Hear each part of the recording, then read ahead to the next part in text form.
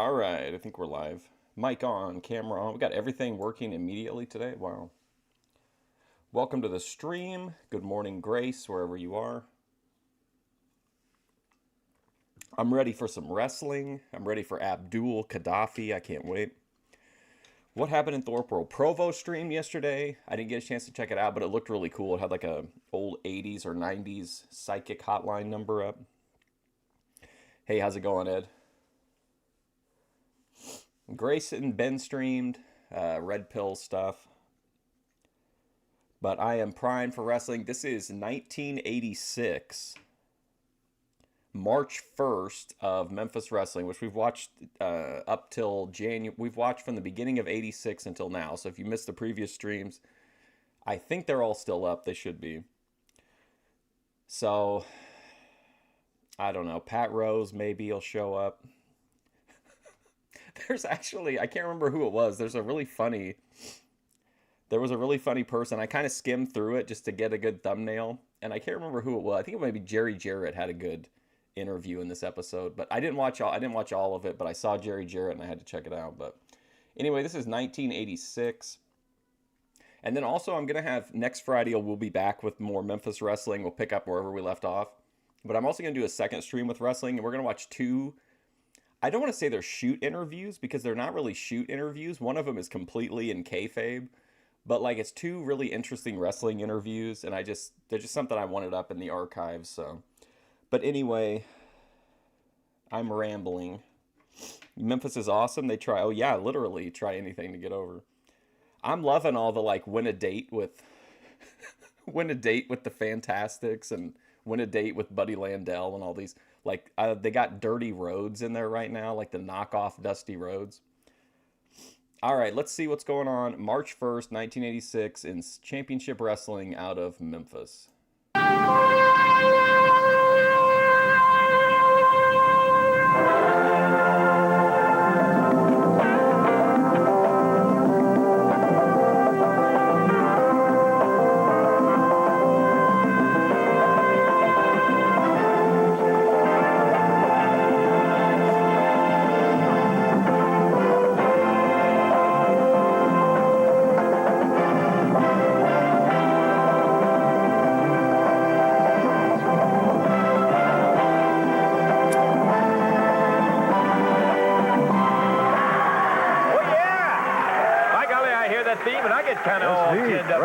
I know exactly what we got. Dave's going to tell you about it. We're going to have Buddy Landell in here in the opening match today. The Nature Boy will be here facing his opposition. A little bit later on, we've got a great match in which the winner will get a shot at the international title. Talking about Dutch Mantel going against Billy Travis. Should be a good one. Before that, though, the Fantastics will be here. All right. You can't beat that, by golly, excitement. Plus the fact, Dave, I've got some more information, some interviews about the big Thunderdome series of bouts that are going to be coming up where we're going to prove who's the toughest guy. And we've got some interesting entrants already into the Thunderdome series. And hey, I forgot to say, hello again, everybody. This is Lance Russell and Dave Brown right along ringside. We're going to be back in action here with Championship Wrestling right after we take time out for this. Okay.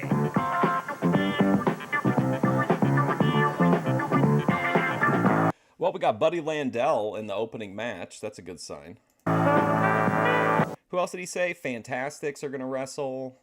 They're going to talk about the Thunderdome. Dutch Mantel's wrestling. That's not too bad. It's a solid episode. Plus, like I said, I saw some of the Jarrett interview, so should be a good one. Jim Jamison already in the ring. We're waiting for the Nature Boy, Buddy Landell, to get out here for our opening, and that won't get it.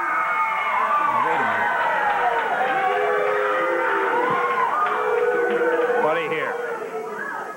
If you would, please.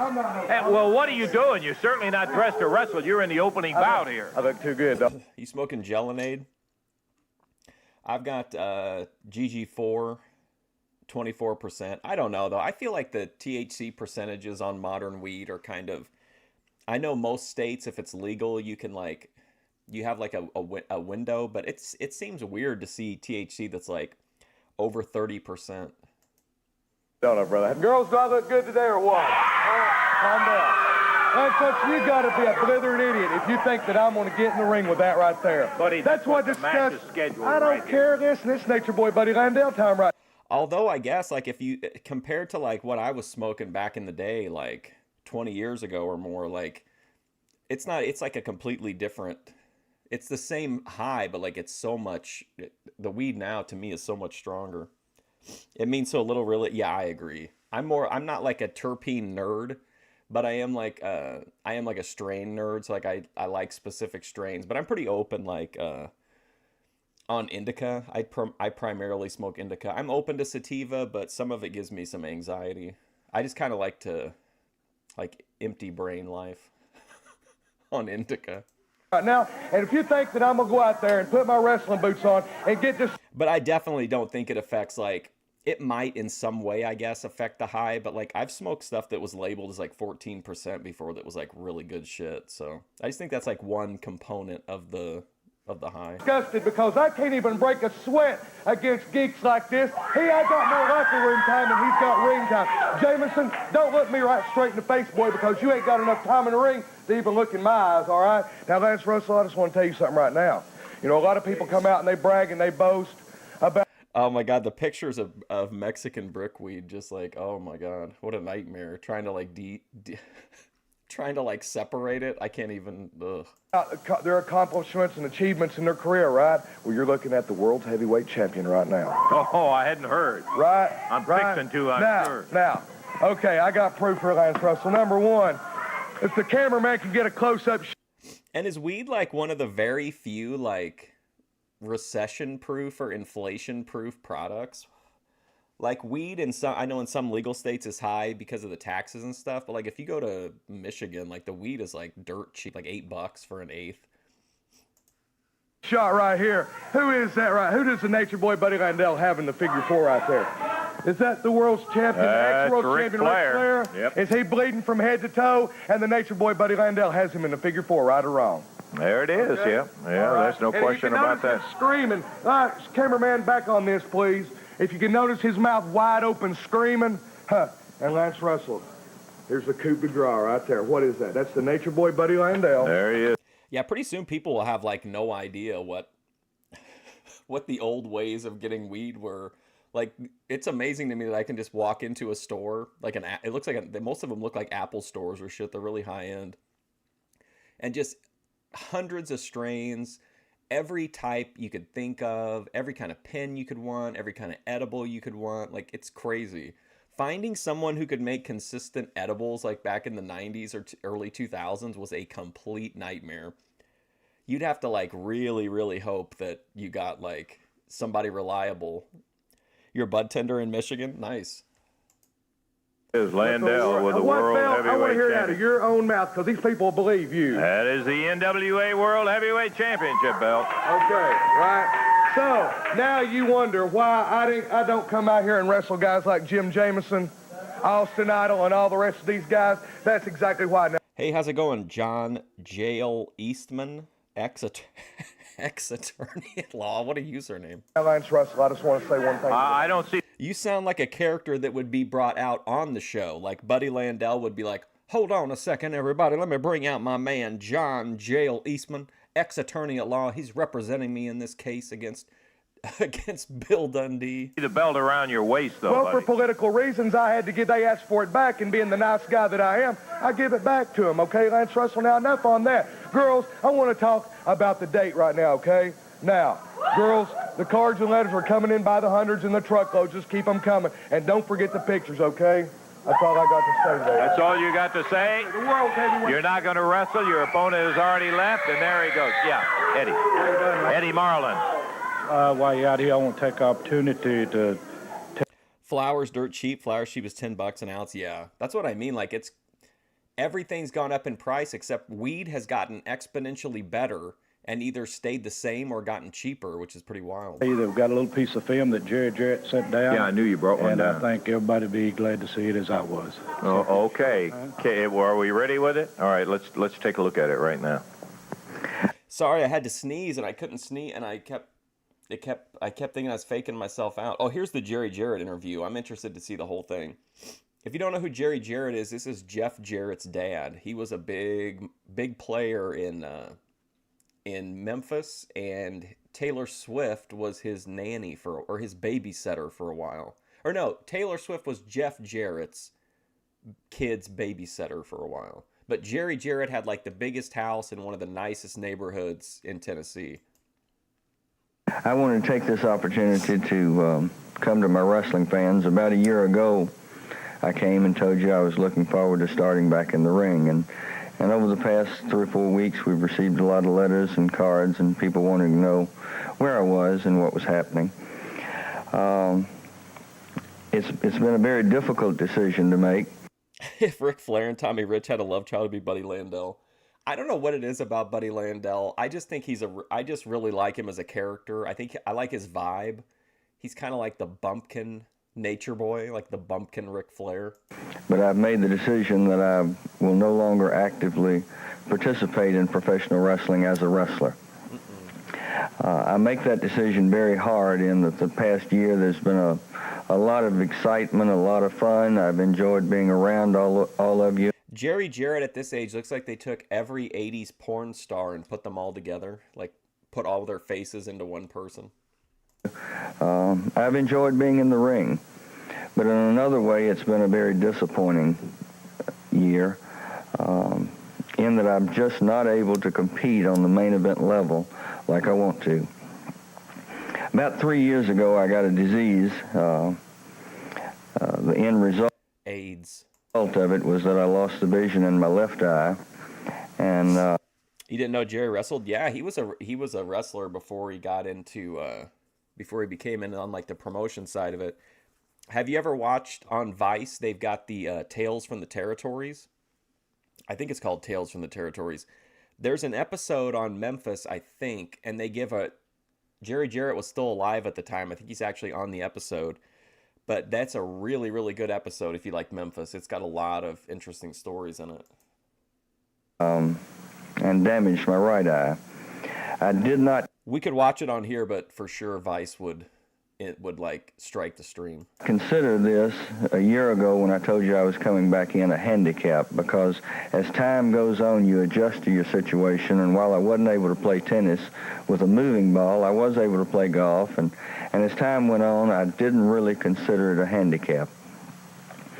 Once I got in the ring, the action was fast and furious, and a combination of my sight impairment along with, I guess, some years, and not really being in the tip-top condition that I was when I used to wrestle actively.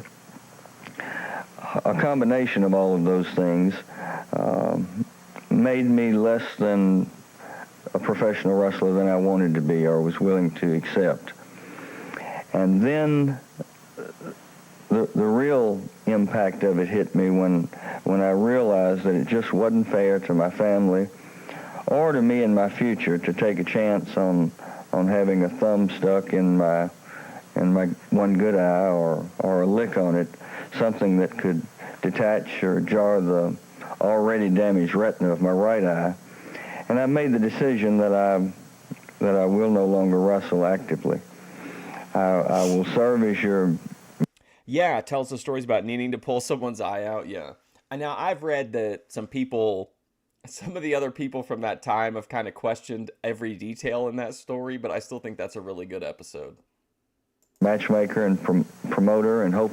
Jerry Jarrett was also the guy who, when Vince was up against the Fed for federal government, not the World Wrestling Federation, but when he was up against the federal government and was facing jail time, Jerry Jarrett was the guy who was going to come in and take over as far as like booking and shit like that in the WWF. That I can do the very best job I can. I've been around the wrestling business. It's been my life for 20 years, and I hope in some capacity I can serve in the wrestling business for the rest of my life. There is one bright spot in... I really like Tales from the Territories. I like the WCW series on Vice, the Dark Side of the Ring. I'm a big fan of the Vice. Well, I watch anything wrestling, really. I don't know why I'm pretending like it's just Vice. my life concerning the wrestling business. My son Jeff has determined or decided that at the end of this basketball season, which ends in a couple of weeks, he's going to start the journey to become a professional wrestler. I've told him while he was a good athlete in basketball that a lot of basketball players have put. He could, if anyone could, yeah. I've read some people complain, or not complain, but, question whether he would be good because they didn't know if he could, tell good stories. But I don't think he was coming in to, fundamentally change the way WWF ran. I think he was just coming in to keep it alive while Vince was in prison. And I think Jerry Jarrett certainly knew how to book a territory to make money. Even if WWF wouldn't have been in a boom period, I think he could have definitely kept it healthy and financially stable until, Vince figured out what he wanted to do next. Ball players were not able to make the transition to. Look at this hair, man. This hair is impressive. To pro wrestling, but he's going to give it a try, and so at the end of next week we start his training as a pro wrestler. He's already served as a referee, and he will continue to do that while he's training. It's so surreal to watch this now, and he's talking about Jeff Jarrett, his son Jeff, coming into the business, and Jeff's almost 60 now. I just hope that my fans will become his fans, and I'm we're watching the video of Jerry Jarrett saying, "Hey, I'm done wrestling," and if you literally go to AEW shows now, you can see Jeff Jarrett wrapping up his career too. That's pretty interesting, pretty surreal. Looking forward, that's a bright spot in my life. That there's hope that Jeff will carry on the Jarrett tradition. I'm sure that he'll be able to outdo anything that his father did in the wrestling business.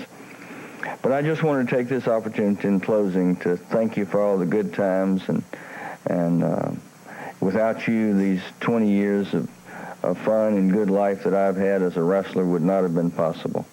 Thank you very much. Great interview. A time in wrestling when they would do promos where you believe that the way he conducted himself in that interview, you could have easily thought he was an NBA guy or an NFL guy. It just seemed like an athlete talking to his fans, saying, "Hey, thanks for 20 years. I'm done." That was a believable, really, really good interview. I mean, cheesy in the story maybe, but I think he did a really good job of delivering it, and it was serious, and it seemed believable. Okay, Jerry Jarrett, who owns the... Here's the real kicker of what makes the difference to me is that it was personal. He was telling his story about his life and his career and his kid. It wasn't just some made up angle shit. Jarrett Promotions. Eddie, what's this going to mean in terms of your situation Well, now? first, I think the wrestling world's losing one of its all-time greats. But in my situation... I think that's true. You're saying you've never been a Double J fan, but you like him in AEW now? Yeah.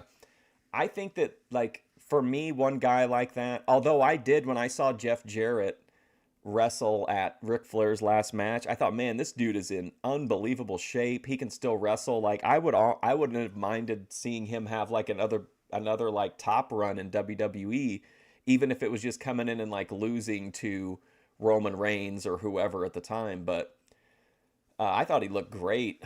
And then he had that weird ass Texas Chainsaw Massacre match or whatever. But for me, the guy that's like that is Lex Luger. I hated Lex Luger back in the 90s. My friends and I thought he was the most boring wrestler. But if I go back and watch those matches now, they're actually really good. If you put Lex Luger in modern wrestling, that'd be it. He'd be the guy. It's just wild that back then my perceptions were just so different, or I guess the way that wrestling works has changed so much. It's just made me appreciate somebody like Lex Luger more. He's jacked and ancient. Yeah, he's like a Billy Gunn level old guy, almost impossible to believe. Situation, it makes me happy. I've tried, it's a weird match maybe, but I would watch him against Gunther. I think that would be a badass match. Hard to do the best job I could do. But I've worked with some guys in the past that didn't, work too well with me. But Jerry and I is real close, and it's going to make my job fun. And I think Jerry and I will be able to improve everything. Well, I'm delighted, Eddie. We know we've always enjoyed working with you and with Jerry, and I'm delighted to have him back in that end of the business, and it's going to be great. Looking forward to a great, great year coming up. Yes, sir, I am too. Okay, thank you, Eddie Marlin. We're going to take time. I'll be back in just a moment. So I don't know enough about Memphis because I'm pretty much learning as we go here as far as like the storylines and the inner workings of it. But Eddie Marlin is, at least in storyline terms, kind of the matchmaker in Memphis. Whenever they talk about like matches being made, it's always like, oh, I spoke to Eddie Marlin or whatever. But I don't know if I don't think he's the booker, but I don't know if he's just like an executive or a person that's an employee of the company that comes out to do it, or I don't know. He could be like a Jack Tunney type like figurehead where it's a real guy, but he's playing like a fictional version of himself. I'm also really high. I like Gunther, but you don't keep up on Raw. I don't either. I listen to Cornette, though. And so if Cornette's like, hey, there was this really good match, I'll go back and watch like the clip on YouTube or something. But I can't. It's not interesting enough to me like week to week anymore. But I still have a high interest in wrestling, obviously. So like, I'm just more like, I'm super into watching these old shows from 40 years ago than I am the modern stuff. I'm catching up on like the territories that I couldn't watch when I was a kid, or that I was too young to. I'd only been 7 here, I think. Wednesday, look out, Evansville Coliseum. Can I tell you, we are going to be having every rafter in that place shaking right to the very root of it. And why? Because in the main event, you got Bill Superstar Dundee going against Dirty Dutch Mantel. Right before that, you're going to be looking at a Mid-America title shot. Red Hot Dirty Rhodes will be after Nature Boy Buddy Landell. And in a moment, I'll give you the rest of the card. Believe me, it's going to be some kind of action. I believe the Dirty one would like a little bit one-on-one with Bill Dundee. Yeah, I'm sure he would. There's a lot of things he would like. He would like to have a little class like the two guys you're looking at right now. That's kind of an interesting matchup. We won't get to see it because I don't think they taped all the Evansville matches, but Dirty Rhodes, who's a Dusty Rhodes knockoff, going up against Buddy Landell, who, while he's an exceptional wrestler, is basically a knockoff of Ric Flair. So it's kind of like a battle of the Temu icons. Well, let me tell you something, Dutchman. I used to put up with all your, what would you say, your Red Man tune and your Levi Garrett tune, spitting it all over the place. Nature Boy used to make, boy, we're going to get rid of him, man. And I never said, no, he's okay. You opened up my eyes, Mr. Russell, so we thank you, Jack. You're out, Mantel. But the main reason you're out, because you went around town telling everybody that you used... Okay, so I didn't remember seeing this on screen, but wrestling was much more live event oriented around this time instead of television per se.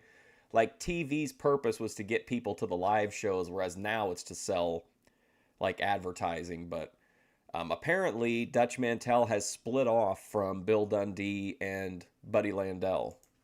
To win everything for Bill Dundee and the Nature Boy. That was lies, Daddy. So we just took you and all your dirty gear and just shot you right out of the family, Jack. We don't want nothing more to do with you, Mantel. No, we lie. We want one more thing. We want to beat your brains in, and that's exactly what's going to happen to you in Evansville, Daddy. We're going to carry you for the last time, and that's on a stretcher somewhere. I think somebody wrote a really good book about the Evansville wrestling, too.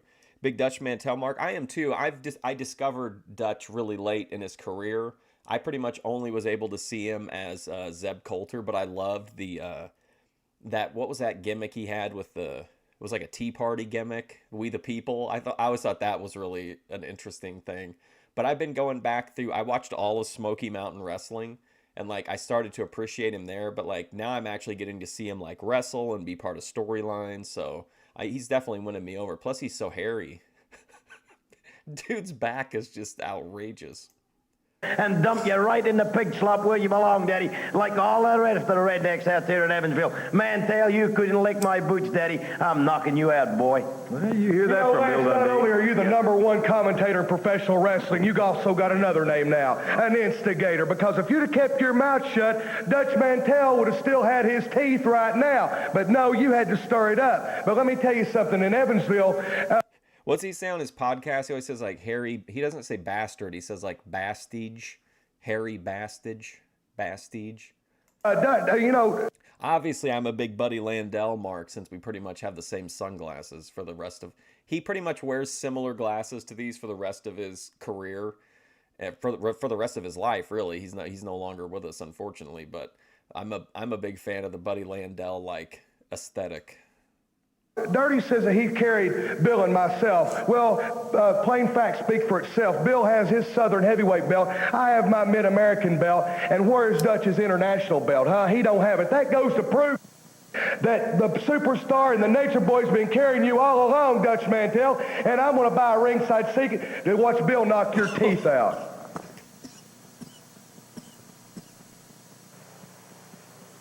J.D. Costello and the Mod Squad. We've heard a little about him over the last couple of weeks. The rich That snuck up on me. I didn't know I was breathing in so much at once. man's poor man is what I've got. Let's take a listen to it.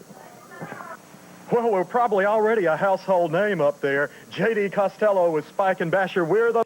Oh boy, here comes the Mod Squad. Oh boy. So they were like policeman strippers. Then they were soldier strippers. Now what are they, like highway patrol? Mod Squad. You know, my mother said I was a black sheep of the family. I guess she was right, because to me, yes means no, no means yes, and all rules were made to be broken. That's why we're in professional wrestling, and that's why we're coming here to rip apart the Fantastics. We hear you have the Southern Tag Team belts. Well, you better hold on to them, because you're not going to have them for long. We've spent a lot of money to check out the Fantastics thoroughly. We've purchased every wrestling video you're on. We've bought every scouting report in the nation. We bought every magazine article. Who's putting out the scouting reports? Somebody's out there like, oh my God, Mod Squad, you're not going to believe this. The Fantastics are down in Memphis. They've been working the right leg predominantly. Keep an eye on that. Like, what's in the scouting report? They're on television. We've read about you. We've seen you. Do you think these two little midgets can beat my men? Those boys? That's what we're talking about. Well, I think we've been seeing these guys, what, for a month now, give or take? Like, at least 3 or 4 episodes, they've been teasing these promos, which I think is a great way to, like, obviously I don't care to see the, well, I want to see the Mod Squad, but I don't really care. Not because of their wrestling skills. I want to see the storylines. But, like, I like the idea of interviewing, doing these, like, intros before you get to see people wrestle, of, like, you know, learning about them, getting kind of learning their catchphrases or, like, their personalities a little bit. Boys versus men. Spike and Basher can bench press over 500 pounds, can you?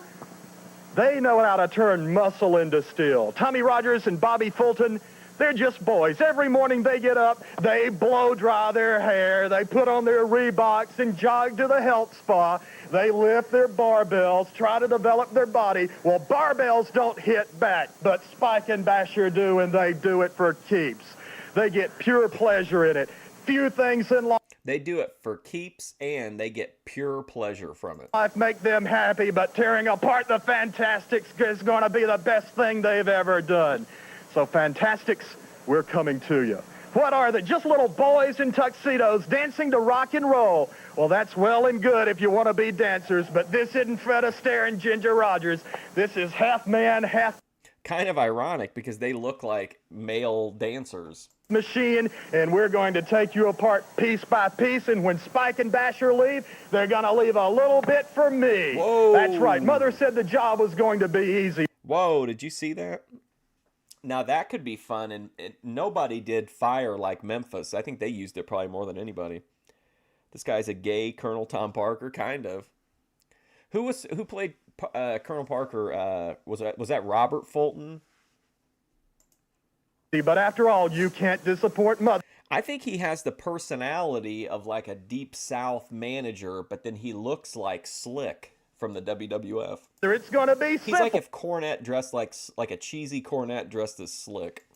Be prepared, Fantastics. We're on the way. You may be on top of the mountain for now, but there's one team better than you, the Mod Squad, and we're going to get you. You're number one on our list in the world of dominance of professional wrestling, and you're next.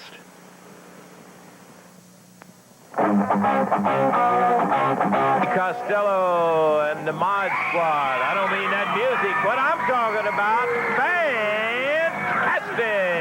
Bobby Fulton and Tommy Rogers.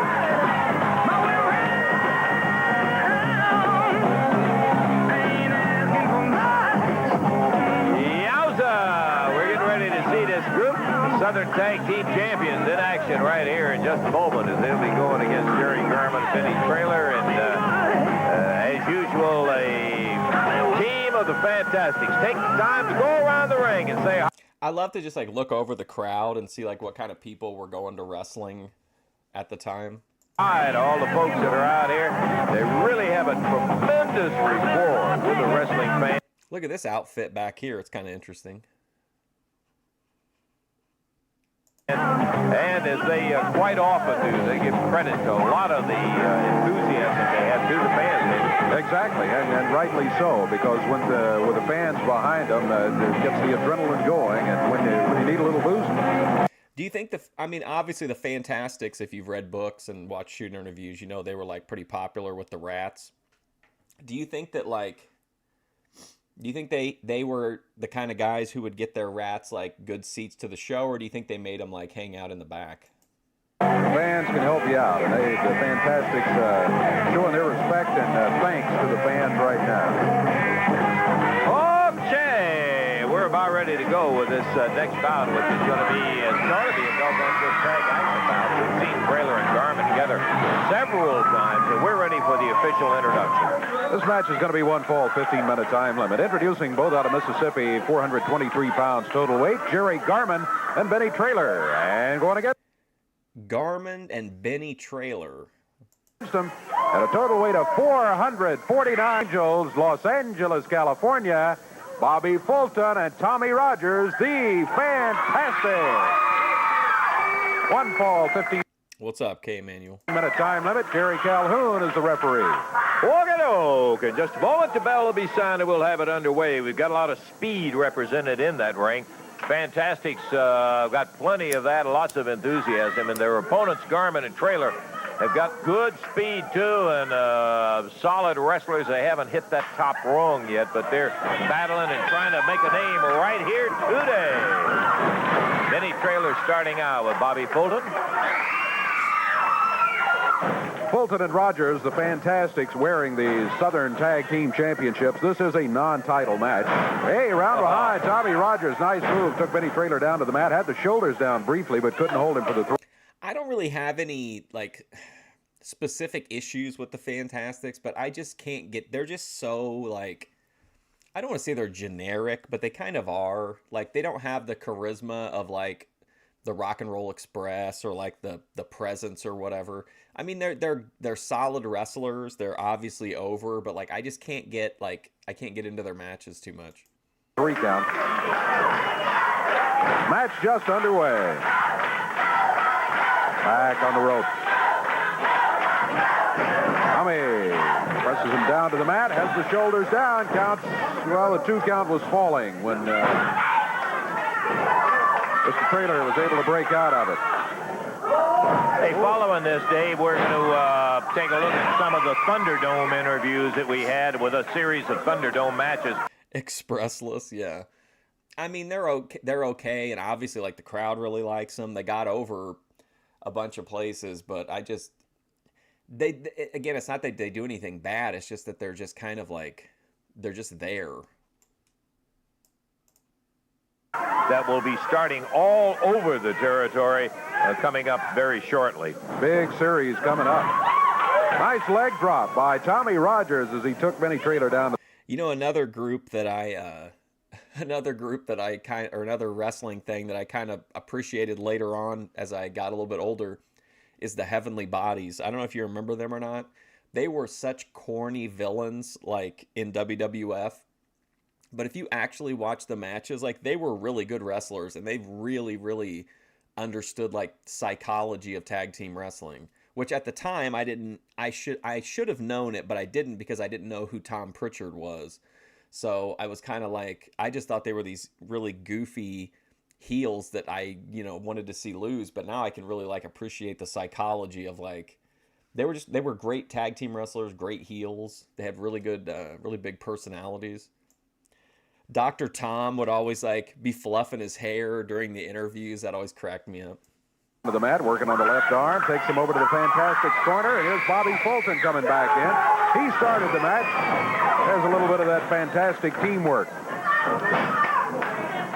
Bobby.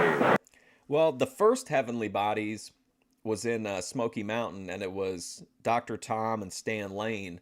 But when they came to WWF, it was Tom Pritchard and the Gigolo, Jimmy Del Rey, who was absolutely pro wrestling carny personified. He looked like such a goon, but he was a really good wrestler. Puts Trailer into the rope, ready for a fine drop kick when he came off of there. Trailer near the corner wisely uses the opportunity to tag Jerry Garman. Garman immediately put on the mat. Tommy Rogers presses down on the left arm. Right to work on it as he locks it up.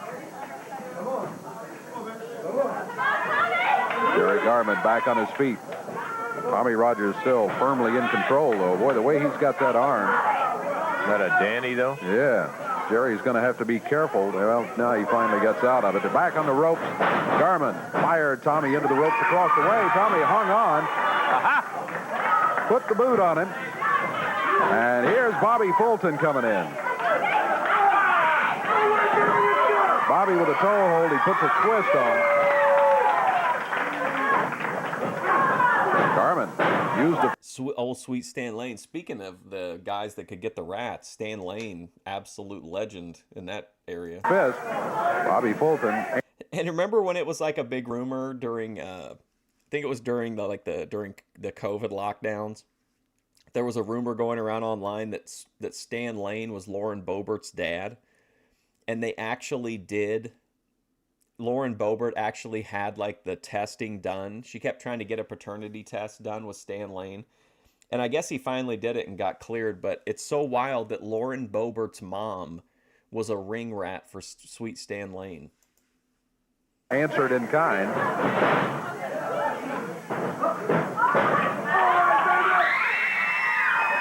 Fantastics. Make the tag once again. Tommy Rogers up on the middle rope. Oh, he slips down on that left shoulder. And Jerry Garman's got to be seriously considering another line of work about now, I would think. Hey, listen, that hurt me thinking about Tommy hitting the deck from that second ring, second rope like that. Ooh, back into the ropes, and a good right hand fired across the ring. Is Tommy Rogers. Look at that nice reversal, though, on the hip toss. Popped him right over and down. And right away, he's on the arm just as soon as he gets up off the mat. Here comes Fulton. Fulton on the middle rope. He drops down upper. That's all it takes. Back then, you just shake your ass a little bit and you could get over. How would that work today? There's probably some people who could get that over. Arm to upper arm. They'd give it to like Otis, though, or something. And Jerry Garman really had that arm worked on. The Fantastics like to do that. Keep their opponent off balance. That's exactly what they've been able to do against Garman and Trailer ever since this bout started, Dave, because they have not let them get going. There comes Trailer in, and all four going at it right now. Fulton had the abdominal stretch. Trailer jumped in there to break that up, and now everybody going. Pandemonium has broken loose in the match. The referee has lost all semblance of control. Gorilla Monsoon rolling over in his grave. And Tommy Rogers has got Garman's shoulders down. Count is 2 and 3. He's fantastic. Get the win. 3 minutes, 31 seconds the time on it, and another victory. Oh, you're right. I forgot about the Mr. Ass arc. For Bobby and Tommy. The 1, 2, 3 was not that surprising. Dude, Billy Gunn in AEW looks like Andre the Giant. It's crazy how big. Like, he was big in WWF, like, during the Attitude Era. Like, you could tell that he was a huge dude, but he was surrounded by other huge dudes. In AEW, like, he almost looks like... It's something... He looks like Gandalf in the Shire or something. Surprising. We expected the Fantastics to win it. I think the fact that they were able to keep Garman Trailer off balance through the entire match was the thing that surprised me the most. I think Garman and Trailer put in a good match. They sold their asses off. They made them look really strong, but they didn't come across as like pushovers. That was pretty good for like essentially like a extended squash match. Most, as Garmin and Trailer can give you a go anytime they get in there. Okay, the winners, the Fantastics. By golly, talking about winners, how about the King? We got some words about Jerry Lawler. Nothing more appropriate than we should take just a moment to talk about an outstanding new video that you may want to add to your collection. This one is called Jerry the King Lawler, Wrestling's Royalty, Volume 1 of the Collector Series. Now, in this tape, you are going to find all of the great highlights of the outstanding life and career of Jerry Lawler. Yes, sir, it's available right now. I'd make it a point. Don't procrastinate. That is, put it off. No, sir. Get it right now. You can do it. Waiting 6 weeks for delivery, like that's like you can get shit from China in that time period now. Like, what took them so long? Do you think it was more of a processing thing more than like how long the actual mail process took? It by calling 1-800-524-2507. That phone number again is 1-800-524-2507. How much? $29.95 plus $5.95 postage and handling. And actually, that is very, very little for all that you get in the Jerry Lawler collector's item. You'll want to get it and add it to your collection. Once again, the phone number 1-800-524-2507. Hey, get on the phone right about now, and that'll get you that cassette coming at you before very long. Hey, we talked a couple of times about the Thunderdome series. I can't wait for those son of a guns to get started. It's going to be good. This is kind of the tough man son of a gun of professional wrestling. There will be a series of matches where the guys go in the ring. He'll never quite get the absolute worship of Lawler in this territory. I don't know. I mean, they figured out a formula, and like they ran it to complete efficiency, like down to like how often they would rotate who booked, how often they always knew when to take Lawler out for a while and let Bill Dundee carry the territory.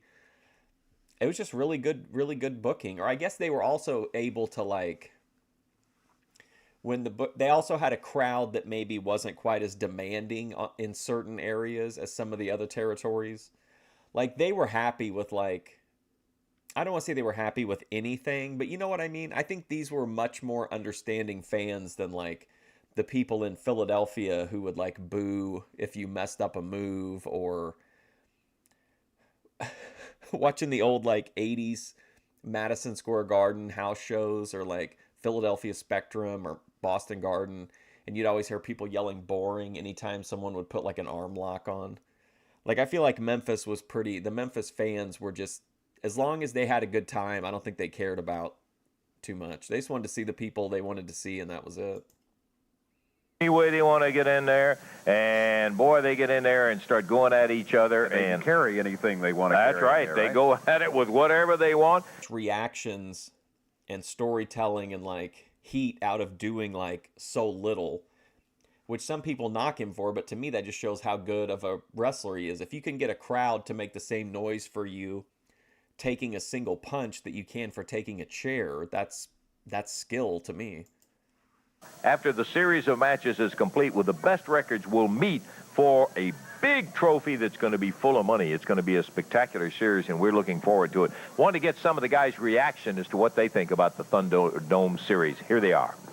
Battle of the Thunderdome, man. I don't know if I want to get in this thing. Tony Falk has not won a single match in the history of Memphis wrestling, I don't think. What was his record last time? Like 0-40 or something? And he's worried about getting into the Thunderdome? I'm not, because somebody might get me in and try to kill me. I'm still trying to win my first match. But hey, what if I did get in here, and what if I won? Now, what would that make me? It would make up for all the losses, right? Just think about that. Yeah, I don't need no introduction. My name's Bill Dundee. And you're right, I'm going to get in this Thunderdome. And you can bring anything you want, Daddy, and I'll tell you what I'm going to bring. The worst match of my life I was in was a coal miner's glove match. And I'm going to have me a coal miner's glove with a big brass knuckle on the end of it. And I'm going to whoop every sucker in there, because I'm one of the toughest dudes around here. You don't believe me, just show up and watch it, Daddy. All right, you're talking about the Thunderdome, the ultimate in professional wrestling. Okay, the biggest thing that I'm going to take out there is my ego, baby. And if I got to slap the figure 4 on everybody, that's exactly what I'm going to do.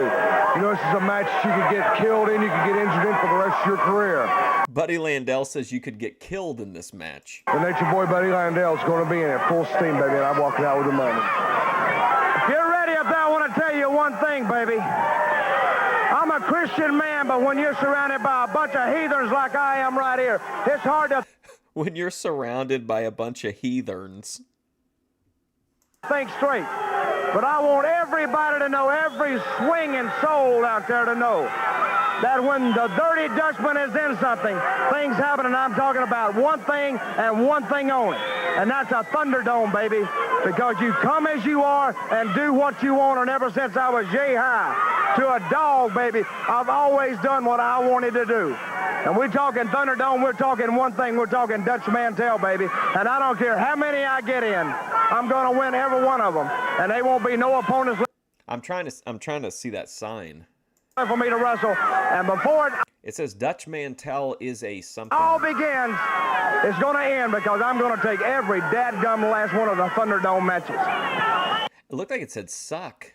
This is Thunderdome 1986. I'll be there. You bring what you can. Come as you are. Be prepared. Tom Branch is on the This looks like some guy just wandered out of the crowd up in front of the camera. return, and I'm going to be in Thunderdome 1986.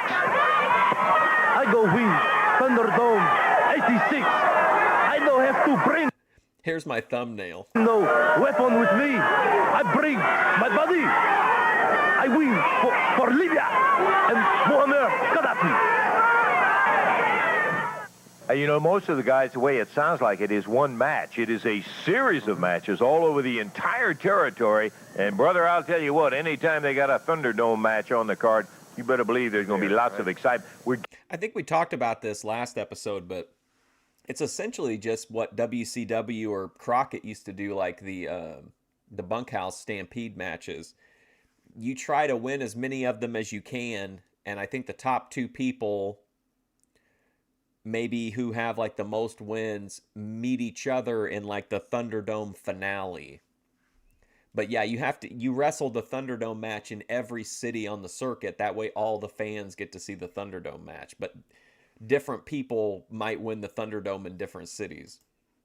Getting in some really big guy and tough guys that are going to come in for the Thunderdome matches. One guy that they have already gotten his papers approved, and he is coming in, and he has made it known. Speaking of tough, if I asked both of us which is one of the toughest guys we ever saw, I think both of us would say the big French-Canadian Joe Ladou. I really wanted to get over the bear hug, man. This is a big setup just for a bear to show how strong the... I want to say the bunkhouse stampede match was essentially just like a battle royal, except that you could wear what you wanted to, and you could... I don't know that you could bring a weapon in the stampede matches, though. I think you could just dress however you want to. But I think one of the things they would do would be like, you would wear, like Dusty would wear his cowboy boots in, and he could take off his cowboy boot and like hit somebody with it and stuff like that. He's some kind of, oh yeah, Joe LeDuc was a legit strong man and tough guy. Like so many stories of him, so many crazy stories about him and like different people's wrestling memoirs and stuff.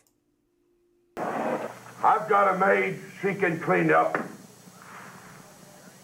She can come and clean up all this. The Duke picks him up. You tell everybody how crazy I am. I'm going to show you I'm not that crazy. Look at that! I'm not crazy. Guy's cutting himself with an axe on television. Duke! Oh my God, wow. That was like a huge bump. Wow. Oh, Duke is back. And I'm not crazy like everybody thinks.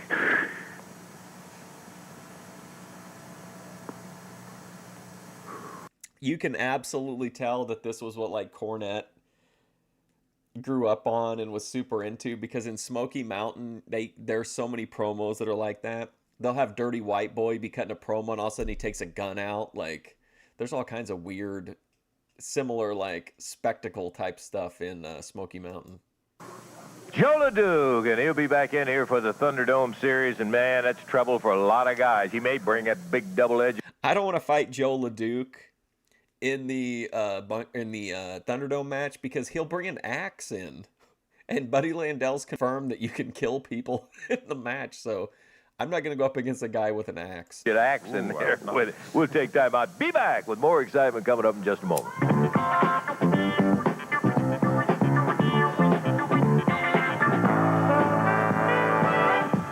To put on before I forget it, my friend, Monday, March the 10th, Litchfield, Kentucky. That's going to be some good action at Grayson County High School, sponsored by the Football Boosters. And on Thursday, March the 13th, we're talking about Ramsey, Indiana, at North Harrison High School, sponsored by the Band Boosters. Why don't you make it a point to come on out and see that?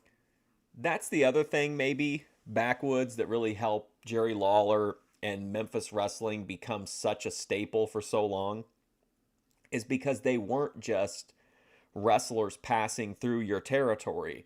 They were people who were they were running fundraisers for your school. They were running fundraisers for the local fire department. You know what I mean? Like, they were there every week. Their show was on TV every week, and they were like literally part of your community.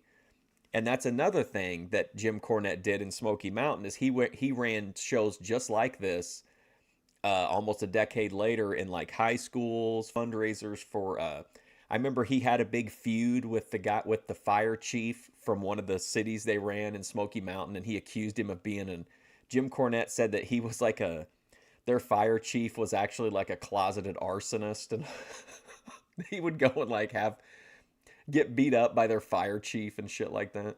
But like, when you're part of the community, like, it's different than just if like, oh, you know, the circus is in town. No, like the circus is in your town all the time.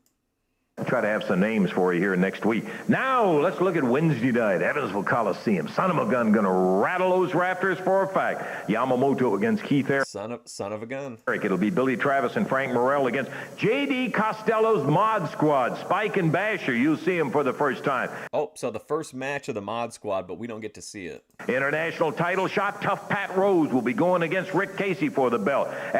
Can you think of a worse match than Pat Rose against Rick Casey? Ugh. Gaddafi and Tony Falk against the Fantastics for the Southern Straps and the Mid-America title on the line when an angry Dirty Rhodes faces Nature Boy Buddy Landell. What's the main event? Listen, you're here.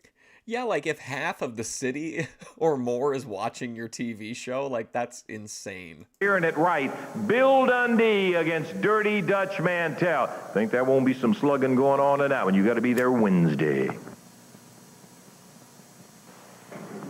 Everybody knows the kind of grudge there is between Mantel and Rick Casey, and when you throw in an international title belt on top of it. Let's take a look at some of the highlights of this action between. Okay, so even though Dutch has split from Bill Dundee and the heel faction, he's still not a good guy. He's just split as a heel from the heel faction, it sounds like, because he's still feuding with Rick Casey.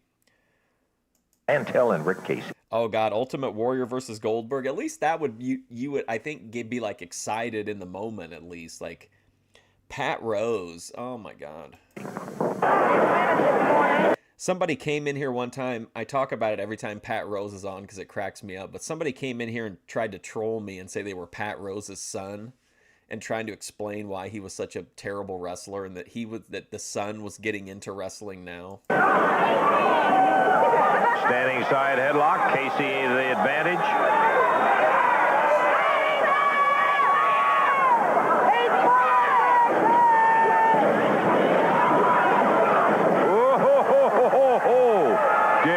Look at that back. It looks like he's wearing a t-shirt. Or like, it looks like he's wearing a sleeveless t-shirt. He stand him on his head. Mantel passed him once, nailed him the second time. Turned the champion over. I mean, and now. Like, is he cultivating this look? Or is this natural? Like, it seems like it's like perfectly shaped to look like a shirt. Oh, he's over pounding on the lower back. Drops him over that second rope. Sits down on the spine, pulls up on the chin. Referee counts him off. They ought to put Dutch in the Hall of Fame next year at WrestleMania. He's getting up there in age. He's had a few big health scares lately. Like, he deserves it. Some of the people they're putting in, like, he certainly deserves to go in. It'd be nice.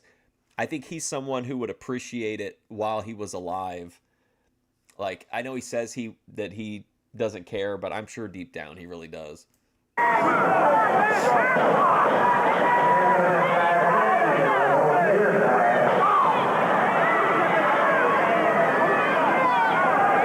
10-minute call with 50 minutes to wrestle. Mantel. That short clothesline as he slams Casey into it.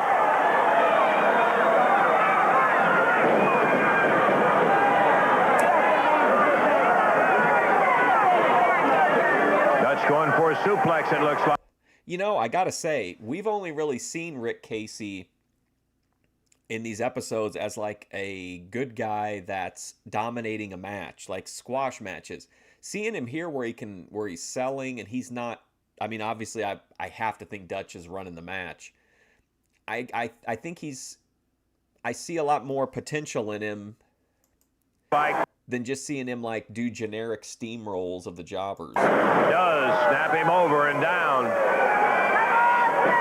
But that could be Dutch. I mean, he could be, you know, doing a Bret Hart thing of making somebody look 10 times better than they actually are. This is the best offensive effort Mantel has put forth in the first 11 minutes with Rick Casey. Drives him with that upper arm. Now Dutch trying to get him mad. Casey's worried about saving his neck. Uh-oh. Dutch slits a strap around Casey's throat. The referee can't see it.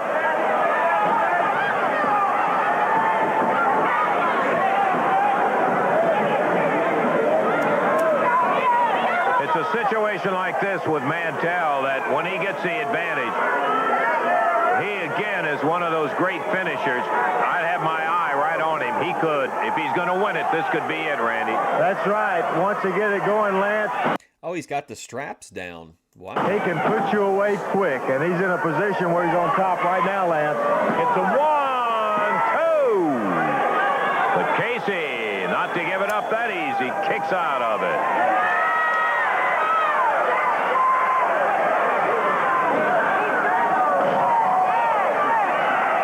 I was going to say he should get a figure too, but he actually has a Zeb Coulter figure, but there, to my knowledge, there's not an official like Mattel Dutch Mantel in like wrestling clothes. I think he's making one through one of the indie toy companies, but I think he deserves like a Mattel, a real WWE line action figure.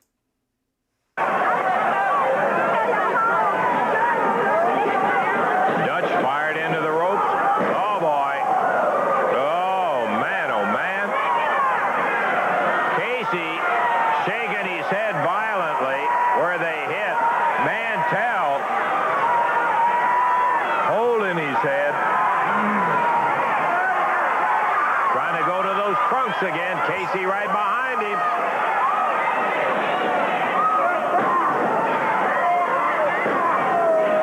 And now, Casey. I mean, this is a pretty good match. I know they've built up to it a lot. This is like a blow-off. I don't know if it's it's not a blow-off match, obviously, because they have another match after this. But, I mean, this is a pretty decent match. This is by far Rick Casey's best match I've seen him in. Casey cut off that big effort of Mantel's.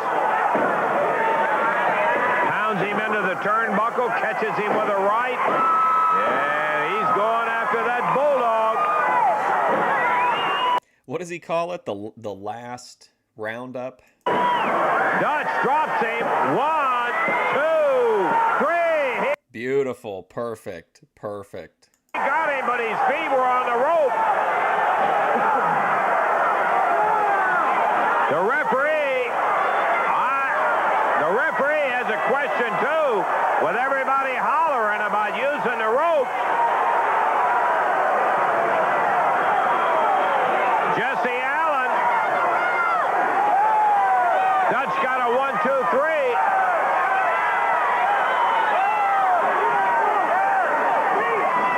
He's saying no pin, and he goes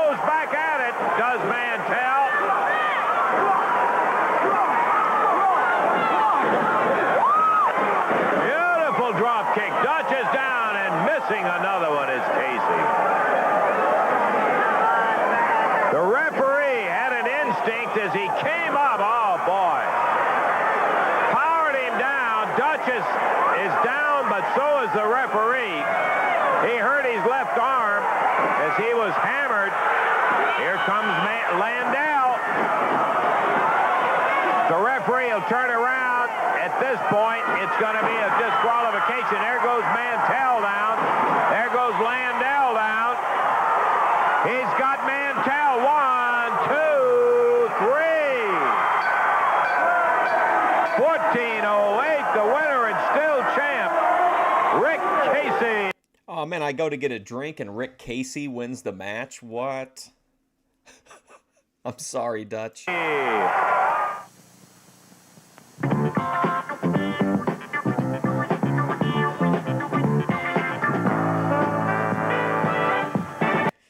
What's up? I don't know how to... Is that DJ Villain?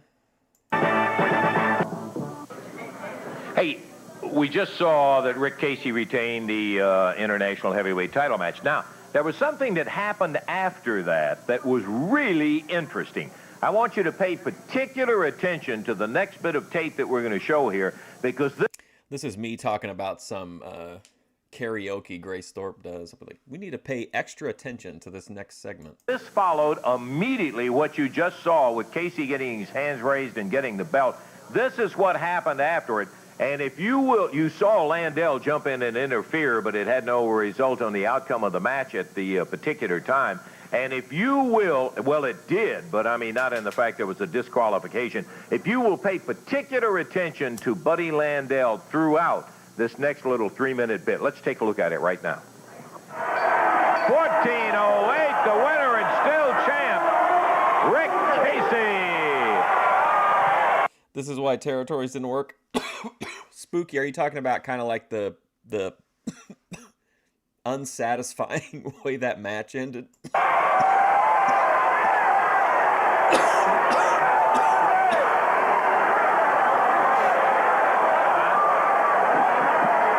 Memphis especially had like so many like screw job endings constantly too.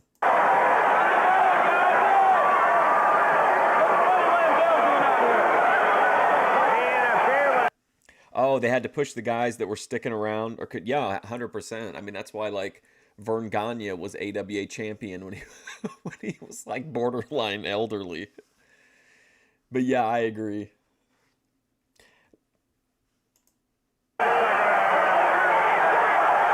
Although I do like, I guess now, because I didn't grow up in the territory era, but like I think the last territories I saw were like the only territories around were like ECW, and I think Memphis was running, but it was really like not the same. And then like Smoky Mountain. But I even miss just like having two companies to choose from. And I can't, AEW, I'm not bagging on it or anything, but it's just I can't get into it. But I can't get into WWE right now either. So, but like I do like the idea of people cycling in and out more. You know what I mean? Like, I don't really mind that Brock Lesnar's a part-timer, because it's like it makes those matches it makes those matches feel like a big fight match, and you're used to seeing all the same people. But I like the cycling of talent while keeping like a core group of guys. But I sure wish Rick Casey wasn't one of those core guys.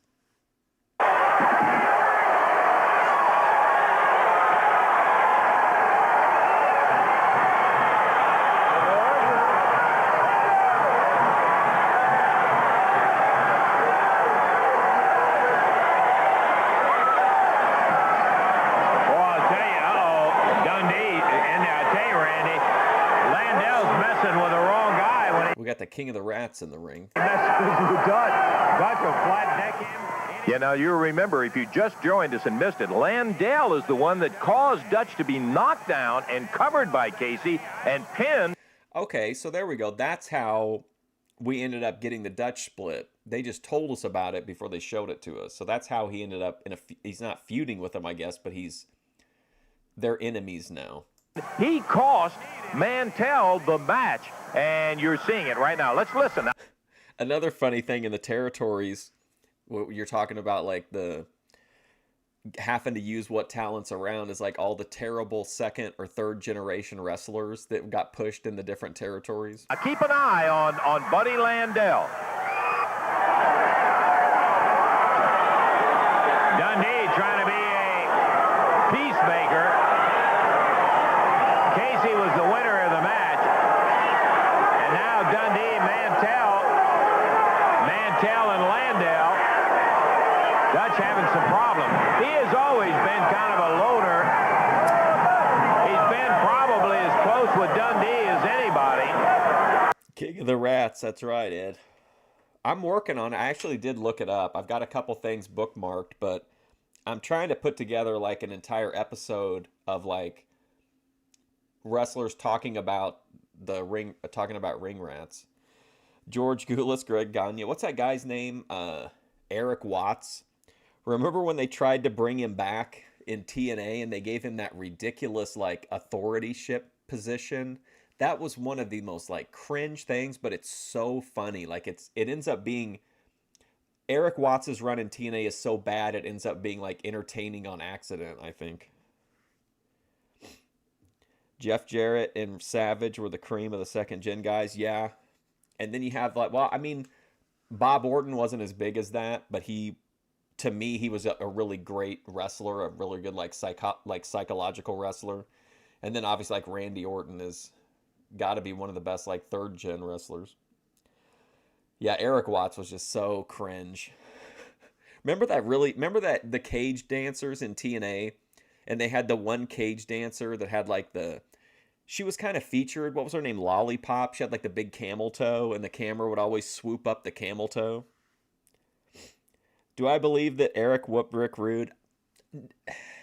Unless there was like, I don't remember offhand the different perspectives on the story of it, but unless there was some kind of equalizer, like he got in a sucker punch or something, I don't see that happening. Rick Rude had a pretty good rep as a tough guy, and I've never heard anybody talk about Eric Watts that way, at least that I can remember. Dutch is one of these guys who just kind of says what he has on his mind, and Dundee's saying, Dutch is not buying. You get down there and put your chin out, Mantel will hit you. Landell better get up from there. Yeah, at checkers or Monopoly, maybe, yeah. I don't see it.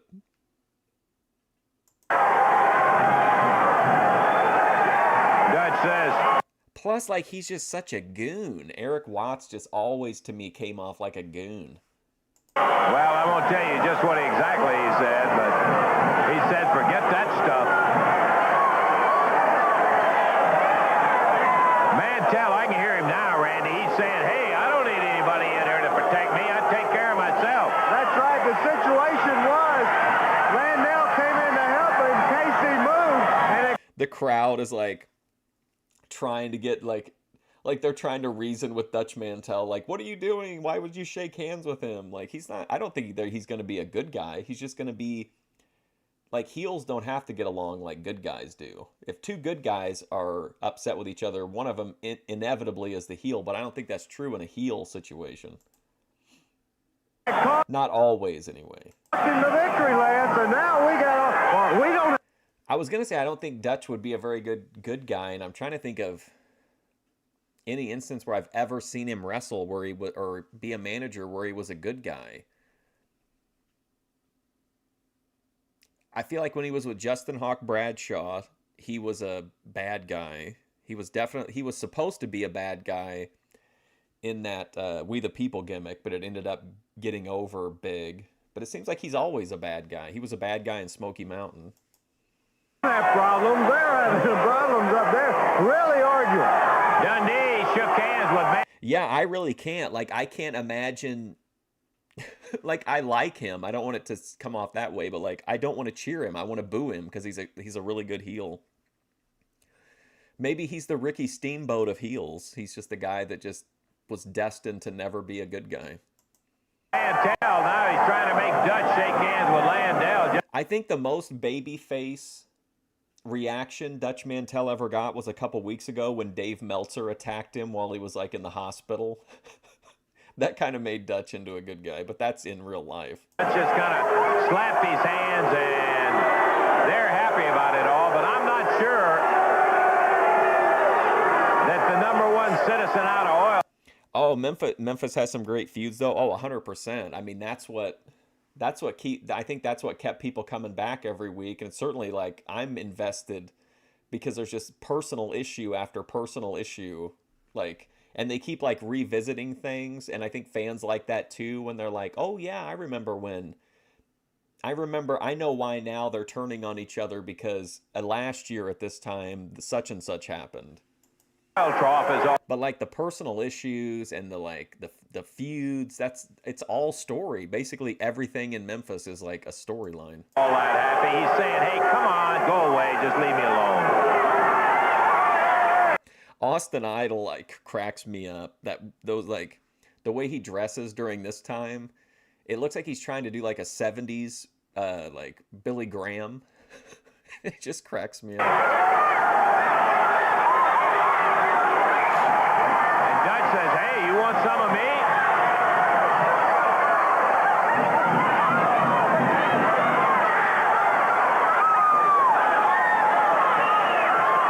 Now Dundee's getting on Landell.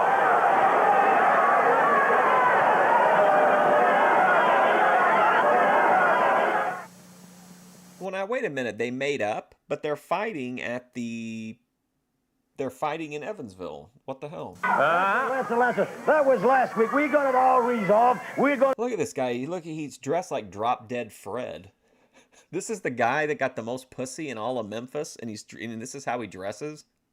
We'll be over in Jonesboro tonight. The Nature Boy, the superstar, and the Dutchman. We got it all put together, and we're going to be there tonight, right, brother? Yeah, give me that. Everything's all resolved. Where's Dutch Mantel? Yeah, where is that? He's probably drunk somewhere. Look, Bill, I've told you all along, I'm tired of carrying the load. You too, man. We've taught that boy everything he knows. He's nothing but a tobacco-spitting redneck. He cramps my style. You know he cramps your style. I'm trying to tell you, open your eyes. Listen, Bill, he cramps my style, and let's be honest, you know he's cramping your style too. He's got to go. They're going to split up with him because he cramps their style. I love that. It is like a weird Freddy Krueger slash, he looks like he'd be a member of Captain Hook's crew in the old like cartoon Disney version. We've been working our tails off and feeding him too. He's nothing but a free meal. I'm tired. The mullet pulls the ass. Like, it's just crazy to me. It's crazy that, like, the two biggest rat guys are Bill Dundee and Ricky Morton. Like, I get it. I understand, like, in those territories. But, like, holy cow. Like, those are the two guys.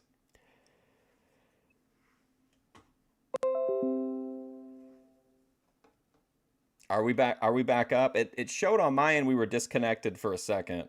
Or disconnected, we're back. Him to see something.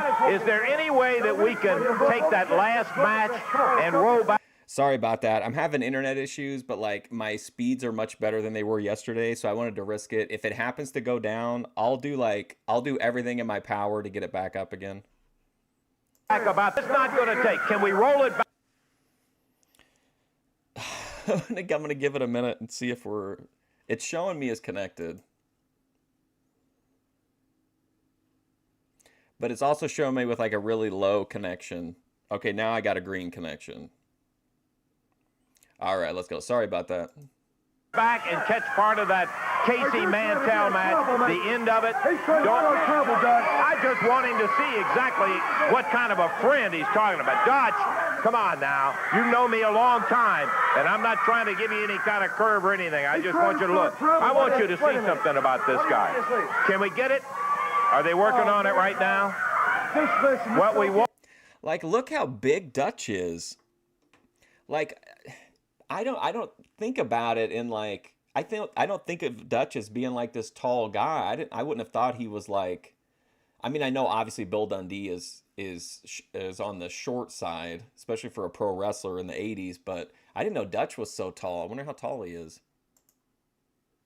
You're just he is a troublemaker. Is it ready? Okay, no. All right, now this, remember the little altercation you had with Landell. Don't block the screen. I want him to see the last 30 seconds. Oh, he stepped up on something? I was going to say he looks gigantic here. Oh, they had a little ledge there. Okay, that's why I was saying, like, I didn't think Dutch was that tall. He looks like massive here. I was like, think of the square footage of that hairy back at that height. So of it. Now keep your eye on Mantel, Dutch. Just leave me alone. Well, if there's one thing I don't like when I'm watching wrestling, it's being worked. Dutch is working me on his height. Dutch says, hey, you want some of me?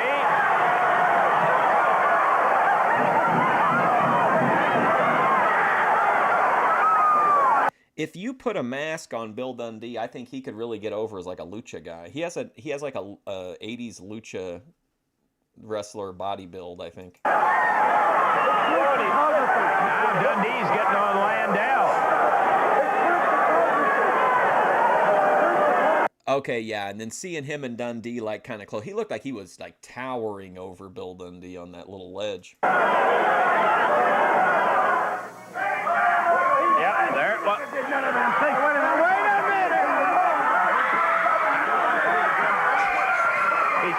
Oh my God, Dutch is firing up. He looks like El Dandy. He does. He fucking does.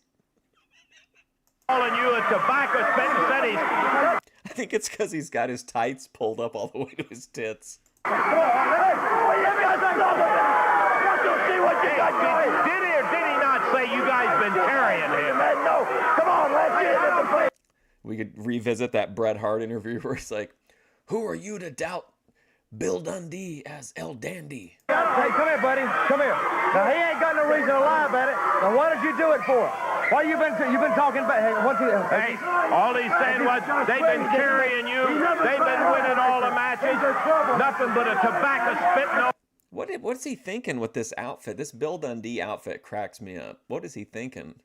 Dutch just looks like he looks like a drunk construction worker that came down on his break. And then Buddy looks like he's applying for like a management position at Kmart. This is such a weird crew. Redneck. What'd you say? Dutch, will you quit fighting, man? Hey, wait a minute. Buddy, I'm going to tell you, Bill, we don't get along. Now, you got it passed up the other night. Yeah, there's quite a bit of difference now that we're seeing them on level flooring. Yeah, that's more along how tall I thought Dutch was. Right. But we patch it up again. Don't let him start something, man. Why did you replay the damn thing then? Because he ought to know what he's saying about him before he ever got out here. Come on, Dutch, shake hands. Wait a minute, Bill. You're taking the wrong side, buddy. And he's got cowboy boots on with the Jake Roberts sweatshirt. He do a long time, and he comes in. And there was like, just imagine there were generations. We're talking generations, multiple generations of women who took a look at this guy and were like, "That's the dude, man. I'm gonna spread for Bill Dundee." Don't take up for him. Now, don't take up for him. Listen, he can't help it that he claims his father, he's a redneck, okay? That's just his for the Hey, listen, he can't help it that he's a redneck. last time. Will you just quit timing them guns off at me, boy? Dutch, just hang on here. Will you just... Come on, Dutch, please.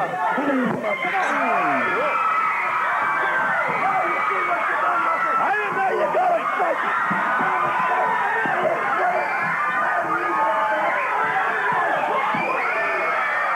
Are they a precursor to Zubaz? I thought they looked like pirate pants. Wasn't like, weren't the Road Warriors like actually have like a big ownership stake in Zubaz? Or was that just like wrestling lore? That's just not the place.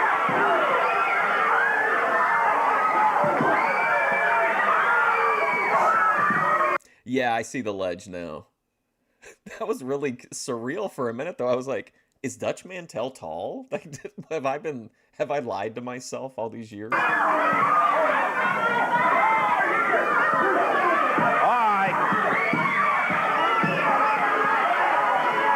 Joe was in on Zubaz. Yeah, I was thinking that I'd heard that they were connected to the Road Warriors somehow. Those were just like omnipresent, like everywhere. Not just, I mean, especially in wrestling, but like you saw it on like NFL players, anybody who went to the gym, lazy people even would wear Zubaz to chill around the house in. It's gonna get bad. I'm telling you, we need somebody to help. They got Dutch busted wide open in here. Hit him with that boot, knuckled him.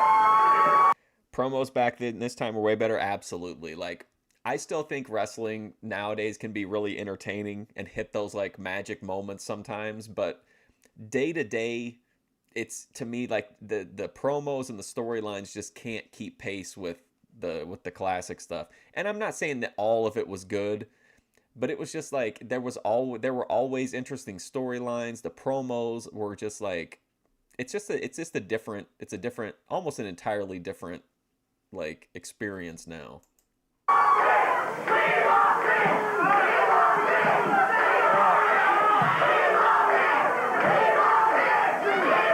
Mantel being murdered by Buddy Landell and Bill Dundee. Dundee siding with Landell in this situation.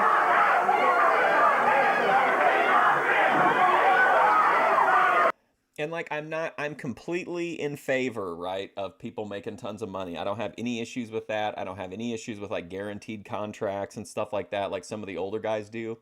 But I do think one of the things that makes a difference is that if Buddy Landell comes out here and stinks this place up for 2 or 3 weeks in a row, he's going to be fired. Or if he's completely botching everything, he's going to be fired. Like, if you have a guaranteed contract, some people will motivate themselves because they want to be the best or because they want to be the champion or they want to be whatever. But I think that when you know that if you don't go out and perform every week, that there's a chance you'll be fired and have to move and start somewhere else. I just think it draws a different kind of performer, and it draws somebody who's going to like probably work really hard to be good at what they do. Yeah, this is 1986. But again, I'm glad that people are making the money, and for as much money as like AEW and WWE has, they deserve guaranteed contracts, but I do think it impacted the business in some ways. Slam Dutch's head down on the edge of our desk. Takes 2 of them to do it. I'm not happy about it, but I'll tell you what, he ought to know. Okay. Is Buddy Landell wearing his wrestling boots, or does he have on blue shoes? What's going on? Those have got to be his wrestling boots, right? No, they're shoes. He's got on blue shoes. That's really interesting. Blue shoes in 1986 with that suit? I really like them. I'm kind of won over here. If you do it, it'll be the last hit you ever do. If you did him one more time, I don't tell you what to do, Bill. He can't tell us what to do. Don't you do it, Bill. If you do, Well, there you see it. All we wanted to do was Oh, yeah, he's got on his blue suede shoes. to let everybody know exactly the kind of characters that you're dealing with when you're dealing with Dundee and Landell and all, and at least Mantel, while we've got no love for some of the... Yeah, I mean, I completely understand the market for why people like AEW. Like, it's like seeing a fully funded, like, indie company that's willing to, like, do really out-of-the-box stuff. I mean, for me, it's not an issue of being better or worse than WWE because I can't really watch either one of them, like, weekly and stay interested. But I mean, I don't really have any issues with AEW overall. I mean, I don't like the way they use some guys, but that's always going to be true. I'm not happy about the fact that we have to sit through Rick Casey matches in Memphis, let alone have to sit through Marco Stunt matches. things that Dutch has done recently, he threw his luggage at him. deserved to know exactly what was being said and what was done about him in the back end. Yeah, boy, he's busted. He hit the edge of this desk here, Ed, and split his head wide open. Right. If every show's the same, no point in watching them. Yeah. But like I said, if I hear about a match or I hear about a storyline, I'll go, and I always watch the Royal Rumble. I love the Royal Rumble. I usually watch WrestleMania. I would watch Survivor Series if they did it like in the old days, just because I like to see shit that's like a little bit different. AEW needs to start booking consistently and do a better job at delivering the wrestlers that are advertised. Yeah, I mean it's kind of ridiculous. If you look at their roster, it's got to be like one of the most loaded rosters of all time. I mean, they're so top heavy on talent. Yeah, okay, we're going to take time out here, and we'll be back in just a moment.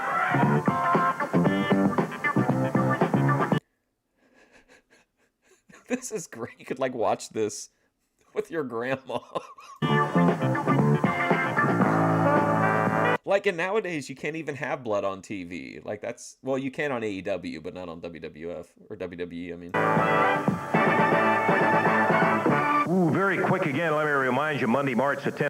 You don't even hate Marco Stunt. He should exist to get turned into a greasy smear. Well, I think that's one of my issues. I'm not saying about Marco Stunt, but I do think one of my issues with Tony Khan's booking that I don't like is that he really loves 50-50 booking.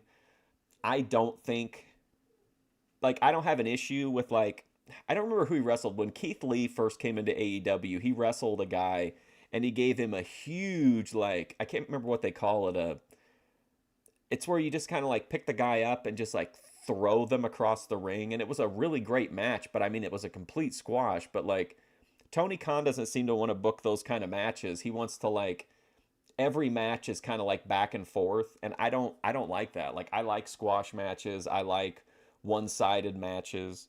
I don't want, yeah, a Beal throw, but it was like crazy. He threw him like, it looked like superhuman almost. Like, I wanted to see him come out and do that every week for a while, and we didn't get that. Like, it was like that magic left. Remember when Hook first came in? Hook had that aura to him, and then for some reason they mixed him in with Danhausen and like everything. And I'm not bad mouthing Danhausen, but like Hook was really getting over as like a little like mini buzzsaw, and then it just felt like they kind of like took his momentum away. So I don't know. I think it's just a booking issue really, because they've got like so many great people. You think the matches would just kind of come together regardless, but maybe that's the point of AEW.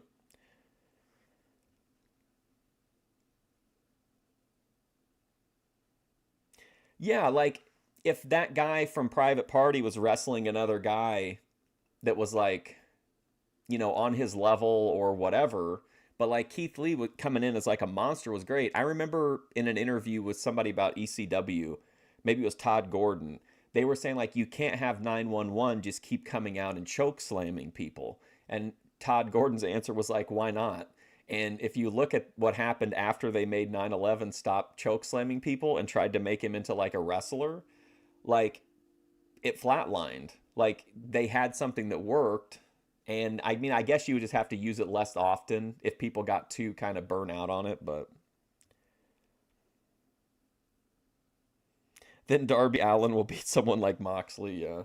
But on the plus side, anytime something like that happens, we get a great like rant from Cornette, so it kind of balances out. At Litchfield, Kentucky at the Grayson County High School, Thursday, March the 13th. Oh, boy. Ramsey, Indiana at the North Harrison High School. All right, Wednesday night Coliseum, look out. Coming in there is going to be the AWA Southern Tag Champs, Tommy Rogers, Bobby Fulton. Bobby Fulton's hair. Be right there with their brand of excitement. You know, I'll tell you, Mr. Russell, we're going to party hardy right there in Evansville. Every time we come there, the girls seem to get prettier and prettier, and the action gets hot and heavy. This time it's going to be no different. These titles are going to be on the line. Falk and Gaddafi, watch out, brother, because we're just going to pave our way through you. I like how Bobby Fulton is building up like Tony Falk is some kind of huge obstacle. Dude's never, literally never won a match. To come to the Mod Squad, who's been knocking us for so long, we're going to keep an eye on you, Mod Squad. Watch out in Evansville. That's right, Evansville is a favorite place for... Like, the fact that they're advertising Tony Falk at all cracks me up. It'd be like WWF being like, come down and see Hulk Hogan, King Kong Bundy, and Barry Horowitz down at whatever. Bobby and myself, Tony Falk, your record speak for itself. Abdul Gaddafi, you come from living to try... The Playboy tag team, yeah, you got to have the blowjobs, right? You got to have the dudes to bring the to bring in the trim, to bring in the rats. to make a name for yourself. Well, not with the Fantastics right there in Evansville. Hands raised high. Woo! Tell me about the Mid-America Heavyweight title. Well, I'll tell you something about it. Here's a guy that wants it. Dirty Rhodes going after Landell. Oh, my God. My complicated relationship with Dirty Rhodes continues. I think he said something about that. Real quick. If you wasn't looking, brother, you couldn't see it. Well, I'm going to tell you, Lance Russell, you got to have good eyesight or long legs and look over me, brother. And right there in Evansville, Buddy Landell, you're going to remember Dirty Rhodes. You better believe Dirty Rhodes will be there, and so will Dutch Mantel. I want the people in Evansville to get a good look at me because I'm still walking, talking, and singing, baby. Now, Buddy Landell and Bill Dundee, I don't know I thought his hands were dirty, but it's the hair on his knuckles. what their problem is, but I know what the problem with Buddy Landell because he started the whole thing. Well, Landell, you ain't going to be the one to finish it because it's going to be me. Now, me and Bill Dundee go back a long, long way. I know how he thinks, I know how he talks, I know what he likes, and I know what he dislikes. But Dundee, let me tell you, you took the wrong side, baby, but now you're going to have to deal with me. When we climb in that ring in Evansville, I'm coming dead center for you. Hey, you know who we haven't seen? Who is this? Who is that guy? Which guy? You know who we haven't seen in this is Randy Hales. And I felt so bad. I'm glad Randy Hales is still talking about wrestling and everything. But I felt bad for him. He was doing a live stream the other night. And there were like 7 people watching while he was doing he was revisiting like Memphis memories. And he has like firsthand memories of this shit. And like, it was like 5 or 7 people watching. And I was just like, oh man, like Randy Hales is just like fountain of knowledge. Like you would think there'd be like 300 or 400 people in there. Not right, not left. Used to be a partner, but no more. Who's Dirty Rhodes? We looked it up. It said he was like, I think he was one of the medics. Was it a medic? I don't remember. He was like he was just the utility guy in Memphis. They'd put him under masks and shit like that, and then he played this Dirty Rhodes character. Used to help you out, but now I got one mission in mind, and that's to hurt you and take you right back down the ladder, baby. Because if you think you can beat me in Evansville, Indiana, you're backing up. I'll see you right there in the ring, Jack. You hear the Dutchman talking about Wednesday night, Evansville Coliseum. You be there. Okay, we've got a match scheduled here for our big main event. It's going to be an elimination match. It'll have Billy Travis in there against Dutch Mantel. Here comes Billy. I'm really not sure whether Dutch is... What is Landell doing? What are you doing back out here? Wasn't it enough the two of you jumped him out here? Well, Lance, let me tell you something. You know, being the kind-hearted sport and champion that I am, Dutch is kind of incapacitated right now, if you know what I mean. Yeah, I know. If you know what I mean. He chose it that way, so he's got to lay in the bed that he chose to live in. But let me tell you something. Being the champion that I am, I'm going to wrestle him because... If you ever hear if you've ever heard the, like, Guess the Program episodes of Jim Cornette, they'll have, like, entire cards where, like, a bunch of the people just have slightly different names. The one I always remember is instead of Bobo Brazil, it's Hobo Brazil. But, like, Bruno, instead of Bruno San Martino, it's Bruno San Martino. Like, there's a bunch of, like, knockoff characters out there. I'm going to win the international belt, something that Dutch Mantel couldn't do. You saw on the tape the bottom line was he couldn't beat Rick Casey, but I can, okay? Well, Landell takes it upon himself to come out here and make a new match where Buddy Landell steps in. We doubted whether Dutch was going to be able to get in there or not because of the way he was busted open after Dundee. Also, I got somebody is coming over to do some work, so I might have to shut my camera off intermittently, but I'll still be live and I'll still be able to talk to you. Landell had jumped on him, and so Buddy Landell jumps in there with Billy Travis, the winner of this bout, to get an international heavyweight title match, and Landell may be surprised at this young fella. This Travis can go. Boy, he sure can. He's got Landell going right now. Head slammed into the turnbuckle. Billy Travis, wrestling out of Lexington, Kentucky. Oh, that's going to slow him down right there, though. That big chop by the Nature Boy, Buddy Landell. When do I usually do lives? This time, like 8:15 Central Time, normally. But I don't just do wrestling. I do like a wide variety of shit. So I completely understand if you only want to come around for the wrestling. Travis flipped down to the mat. Landell, well, he caught him with the side of the knee right in the top of the head. There's another chop. Travis trying to fight out of the corner. I have like kind of a general rotation though. I follow a girl that does IRL live streaming. I do like we watch body cam reviews of like drunk women getting arrested, crazy conspiracy theory stuff. Landell. Old game shows. Randy Hogan, yep, I remember him. Picking him up now and a body slam. The guy who played Randy Hogan, I don't know if he came in as Randy Hogan, but I think he got a job he got like on a, I don't know if it was just like a thing on WWE Superstars or maybe like one of the WCW off shows, but that guy got like on national TV at one point, just as a jobber though, obviously. Travis left laying in the middle of the ring, but not for long. Landell picks him up again. This time he drops him over on the ropes. Got him hanging upside down there. You were right. That one first chop, Dave, turned the whole thing around. That could very well have been the turning point of the match. It is so far. Here's Dutch. Dutch Mantel jumps in. That's going to be a disqualification on Billy. He's got his head taped up. Travis, I'm afraid, but Mantel got to get a chance to get some of Landell. So he's got that boot off. There's Dundee.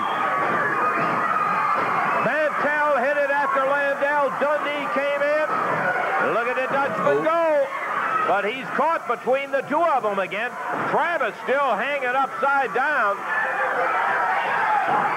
Billy in the corner comes after Dundee. And Landell, Dutch rolls out of the ring.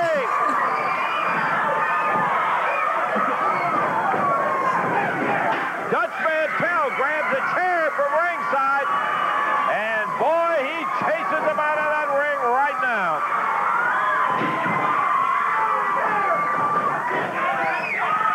Dutch in the chair cleaned it out real quick.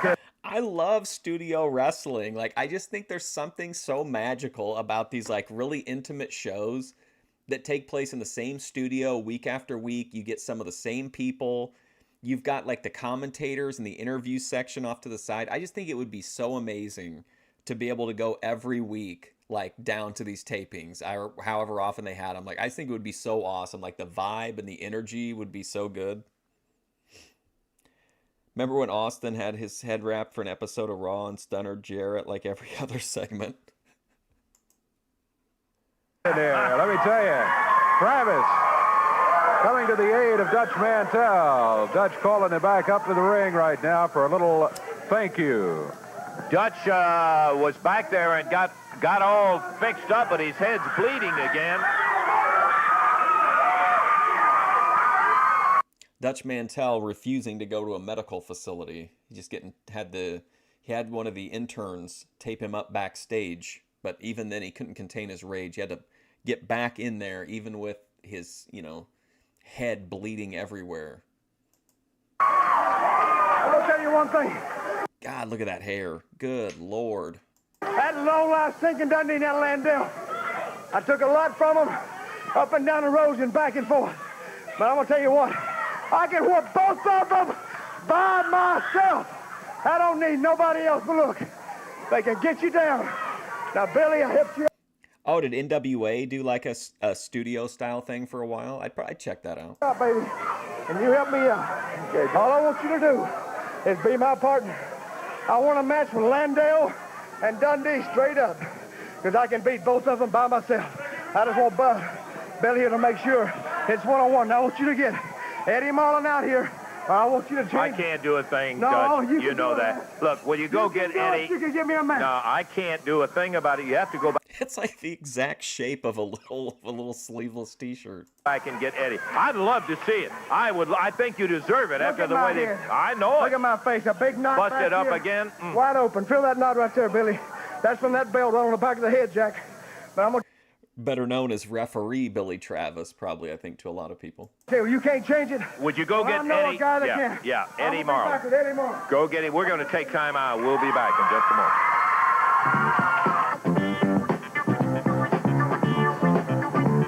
old school Tree of Woe.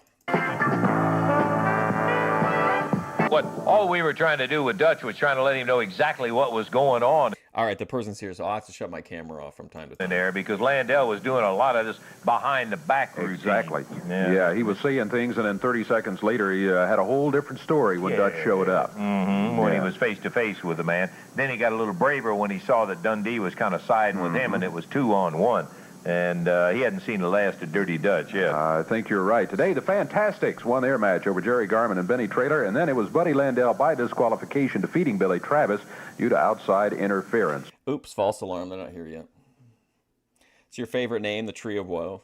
So I suppose that means that... Here comes Dave Brown to contribute his, earn his paycheck by literally telling us what happened earlier, which I actually really like, because I'm sure back then if you missed it, you missed it. So it's like good to have the to get the recap. Plus, Dave Brown needs to earn his check anyway. He doesn't do hardly anything. But Landell does get the international title shot. Yeah, as a matter of fact, he ended up in... Where was Lawler? He was he had lost a loser leaves town match to Bill Dundee, and then they released a Jerry Lawler VHS tape, which we saw the ad for earlier. But Bill Dundee in the storyline like sued him and took it to like a high court to try to block the VHS tape since he was like he had to leave town. All of his VHS tapes should have to leave town too, but of course Lawler won like a big legal decision in the storyline so he can still sell the tapes. So they're probably looping back around to him eventually. Oh, I know they are, but I don't know how long it is. In that situation, Davey, we got to get out of here with Dave Brown. Lance Russell saying bye-bye, everybody. The announcers on this program are selected and paid by parties other than this station, namely...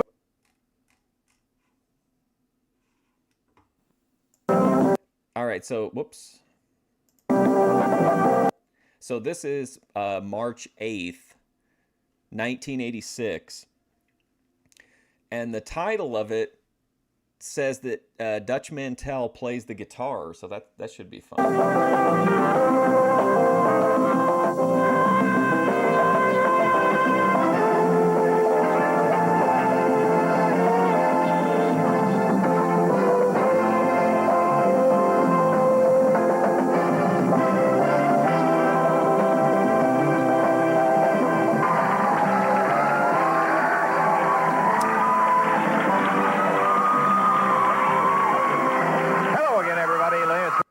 Yeah, if you guys want to watch ahead sometime in between streams, or you want to watch a different year of Memphis, this account it's you can't see it. It's Trader Jack 64, like Trader Joe, but Trader Jack 641. Sorry,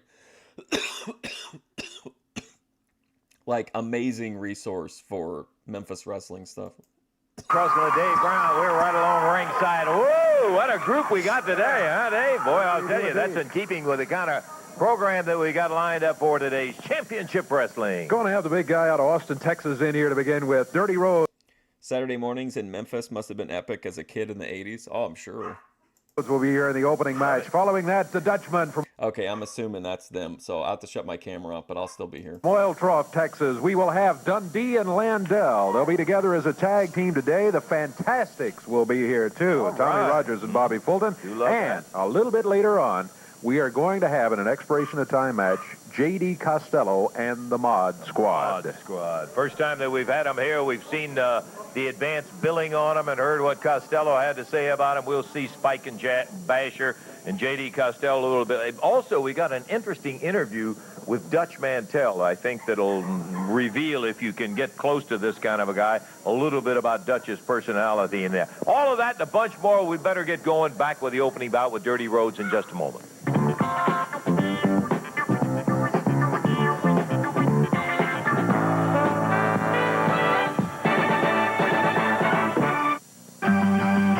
Sit back. Whoa. Relax.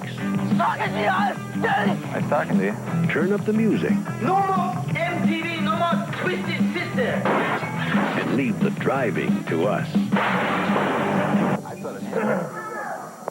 Hey, this is us. We're ready to go. Official announcement. All right, it's going to be one fall, 15-minute time limit match. Introducing at 211 pounds from Mississippi, Benny Traylor. And going against him from Austin, Texas at 301 pounds, Dirty Rhodes. This match is going to be a one-fall, 15-minute time limit match. And the referee for this match is Jeff Jarrett. Okay, we're about ready to go. One fall, 15 minutes. Bell time. Here we go. Dirty Rhodes. Benny Trailer. Certainly the size advantage on Dirty's part, and that's true most of the time, Dave. That's right. Almost a 100-pound weight advantage for Dirty Rhodes. Dirty Rhodes, little experience advantage, too. Benny Trailer, of course, primarily a tag team wrestler, as we have seen him here with his partner. Dirty Rhodes puts the body slam on Benny Trailer. Dirty drops down on him. I think he was going to sit down on him. He missed, but put him into the ropes. All right, I'm Benny back. Trailer. Sorry about that. Not off to a very good start here. Dirty Rhodes. Wow, snaps him over and down. Oh, no, I missed part of the Dirty Rhodes match. Trailer. I didn't miss Dutch on the guitar, did I? Popped into the ropes. Dirty Rhodes got him with the elbow right in the top of the head. Now he drops down. Here's a cover. Might be it. Counts at 2 and 3. Well, it only took him a minute. Dirty Rhodes. What a weird character. Comes through with a size advantage. I think he looks like a lost Three Stooge or Marx. That's what he always reminds me of. He looks like he should be doing like slapstick comedy in the silent film era. Turns it into a victory as he dominates Benny Trailer here in the opening match. The time on it 1 minute even. And we are going to be back in just a moment with more of championship wrestling action.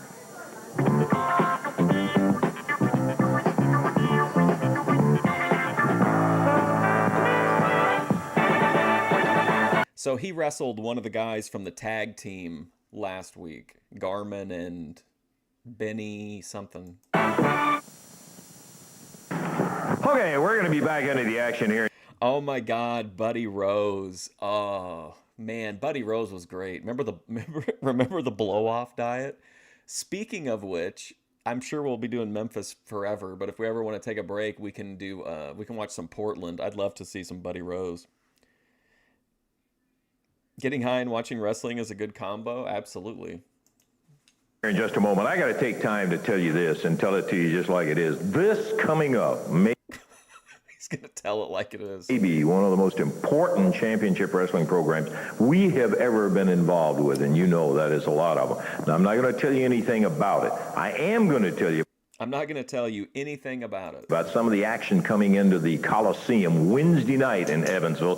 The main event I'm going to hold off on. Whatever happened to Bastion Booger? I don't think he... I think he had like a few other gimmicks and maybe went back to WCW. I think he's dead now. Oh yeah, Buddy Rose, amazing wrestler. Him and what was his partner's name? Doug Summers and Buddy Rose. They were an amazing tag team. And Doug Rose looked like what was his name?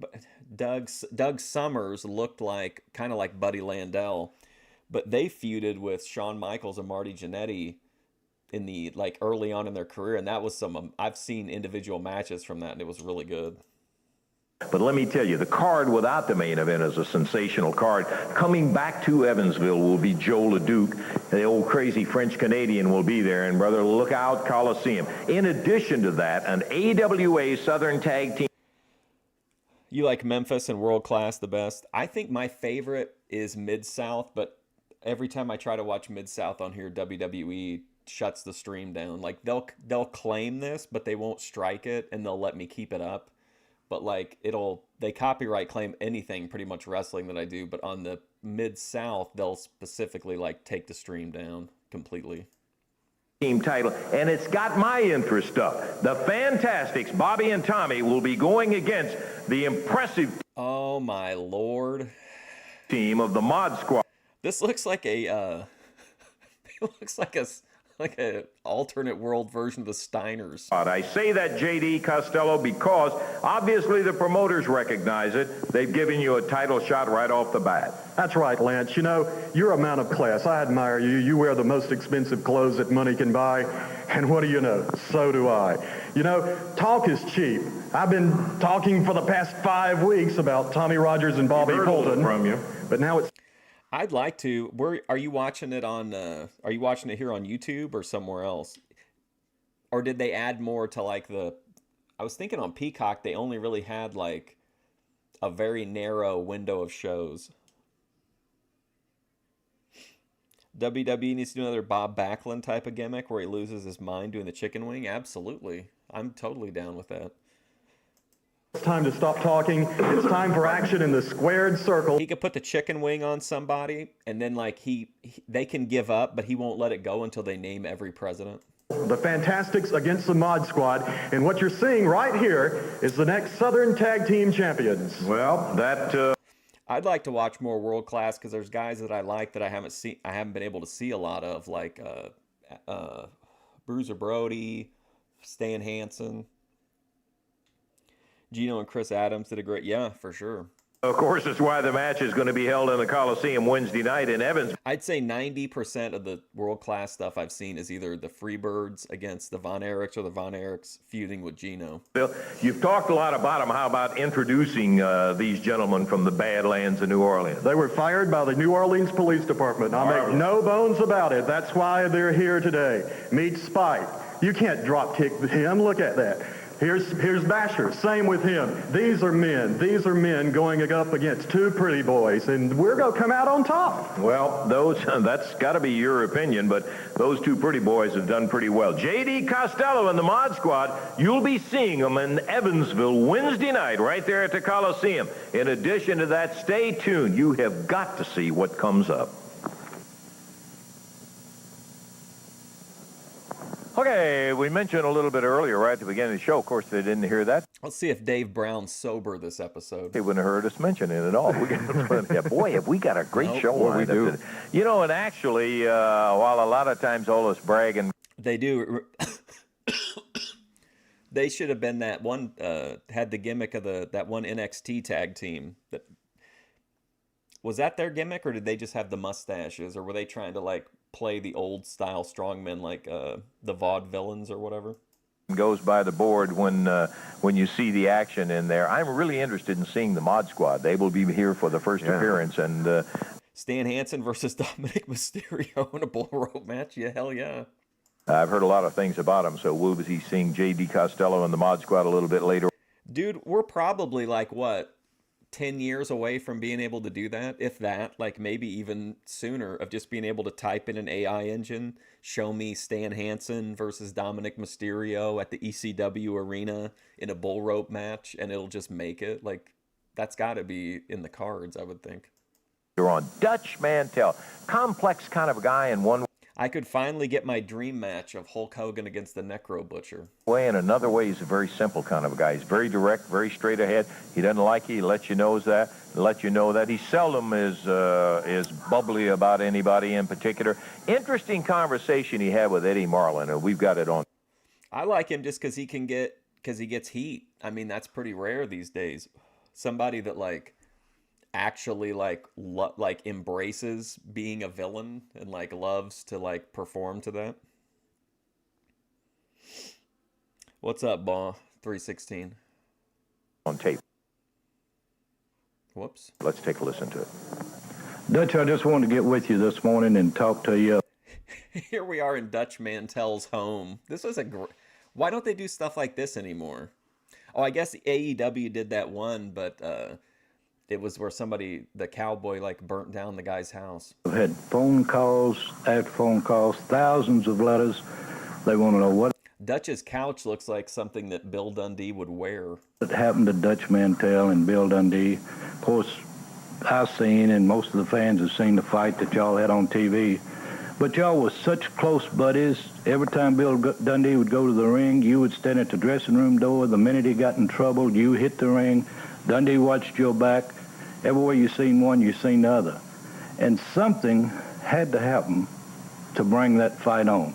And we just bring back wood paneling. Hell, why not? Like to get to the bare facts, and nobody but Dutch Mantel can really tell us exactly. Me and Dutch, we still rocking the sunglasses indoors for no reason. Exactly what happened. Well, let me say this.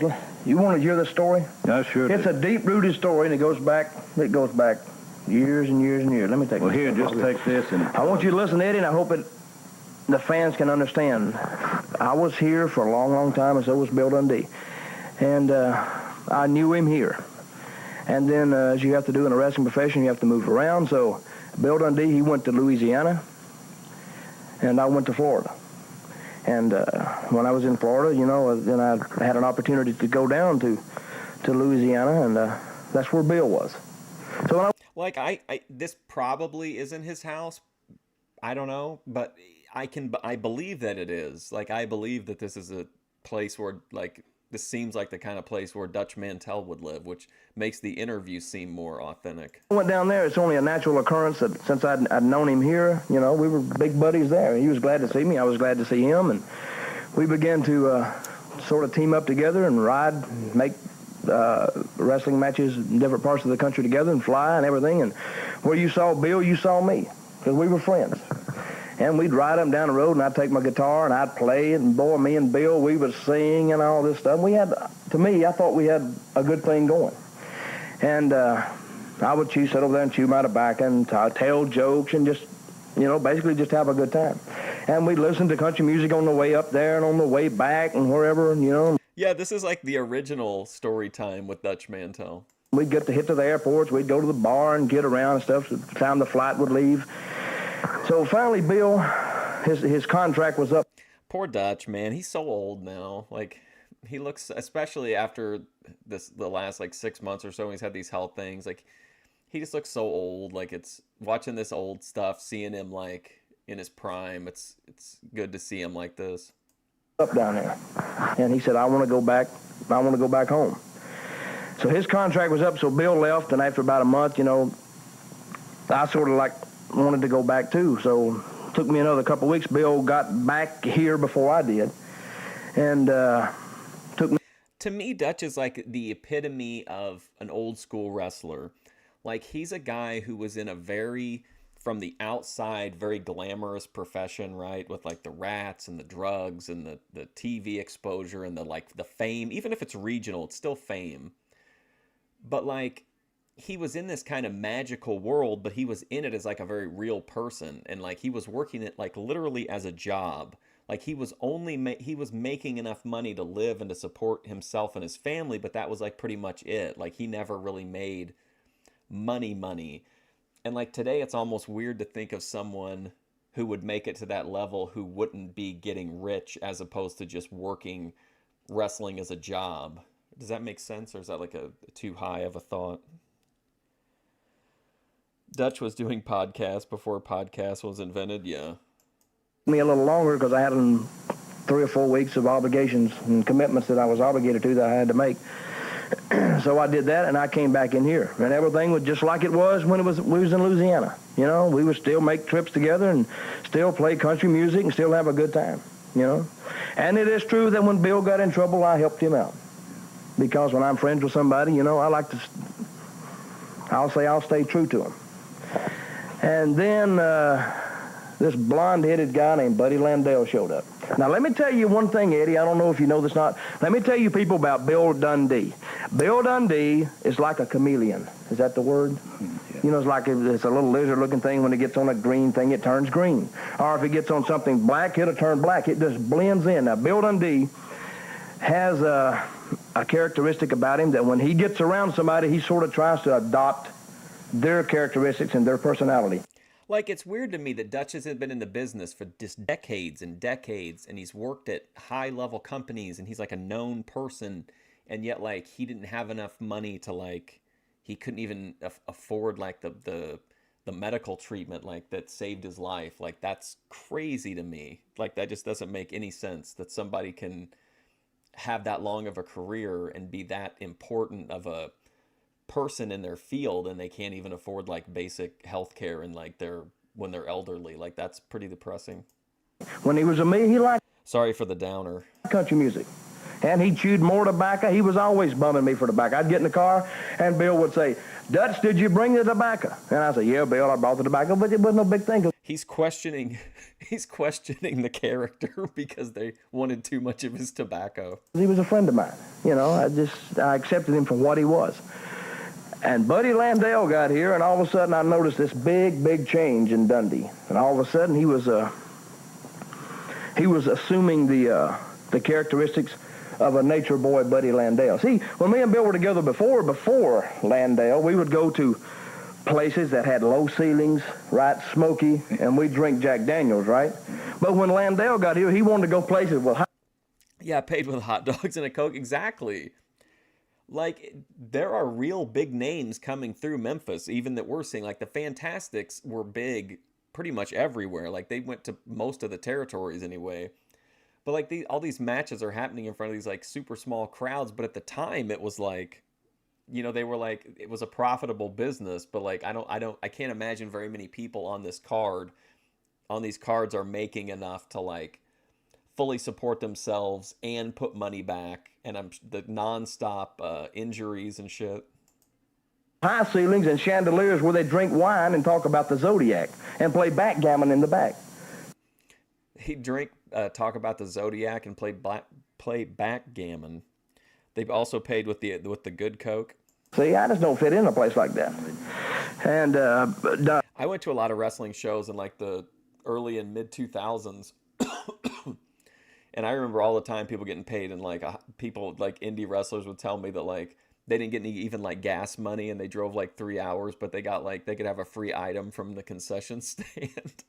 Landell, obviously, he's got into Dundee's ear, and it's like, bro, you really gotta want to be a wrestler to do that. You know, I heard him say, you know, that I was a redneck and I was a hillbilly, and that I cramped his style, and pretty soon Dundee was agreeing with. We're back to the style cramping. Him that I'd cramp Dundee's style. Now, to me, that just ain't right.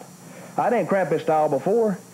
I love how this is the fixation of the storyline, is that just Dutch cramps their style, and he doesn't understand. He's like, I don't cramp anybody's style. Like, we have a feud built on cramping styles.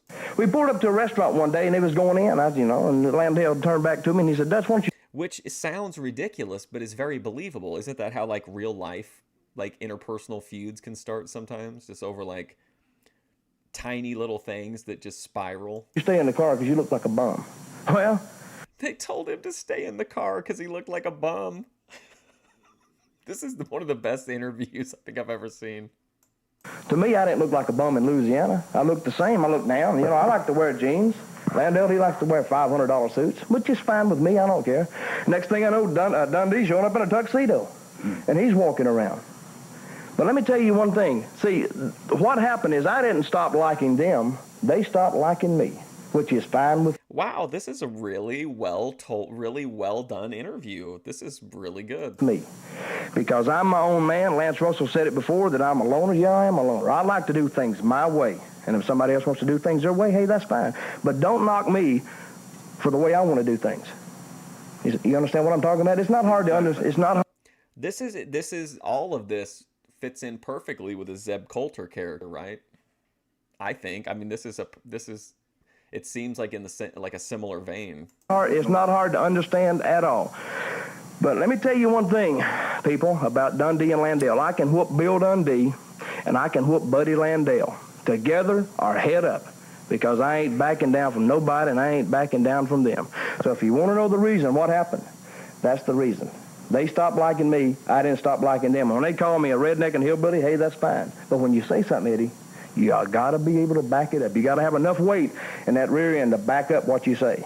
That's right. Like, this is a great feud to me. They don't want to hurt. He's not saying he wants to, like, end their careers, and he wants to, like, you know, whatever, get really, you know, blow up about it. But he's like, hey, these people were my friends. I thought they were my friends. I feel like they fucked me over, not in a big way, but in enough of a way that's pissed me off. And I want to fight them, and they won't fight me. Like, I think that's a really interesting way to approach, especially because they're all like heels, and you don't want to turn Dutch face. So how do you navigate that? And like, you let the crowd know that this isn't for them, that this is like, just Dutch needs to settle accounts with Bill Dundee and Buddy Landell. Right, Dutch. Dutch needs to start dressing like Bobby Lashley. How does Bobby Lashley dress now? Just like a nice suit? Well, Dutch, we appreciate you explaining it to us. I understand it, and I think the fans out there understand it. And by the way, you said you carried your guitar on the trips with you? Now, I like country music. And I don't think we'll ever get interviews like this again. You have to let something like this breathe. It can't be cut every time he takes a break. Like, you have to let his natural cadence come through. But I think this was like an amazing interview. I think I wasn't sold on the whole heel versus heel thing before, but I'm sold on it now. And everybody out there knows. And he's going to get his guitar out. I chew tobacco. And if you'll carry that guitar, I sure have. If you'll carry that guitar with you, you can ride up and down the road with me. Would you listen to me? Sure. Okay. You want me to play you? I got my guitar right here. Sure, man. You want to hear something? I love it. Hang on. All right, golly. We'll play this song. What you want to hear, Ed? Anything you'll play me. What you want to hear? Just See something this guitar? country. How much you think this guitar cost me? I ain't no telling. I can't tell you. It's a secret, man. What you want to hear? What, little Wildwood Flower? That's fine.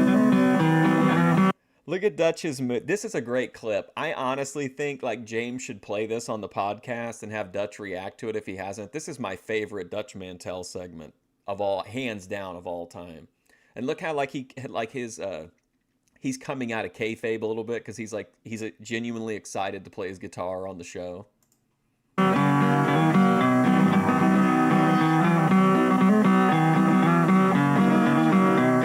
that, Ed? That's fine.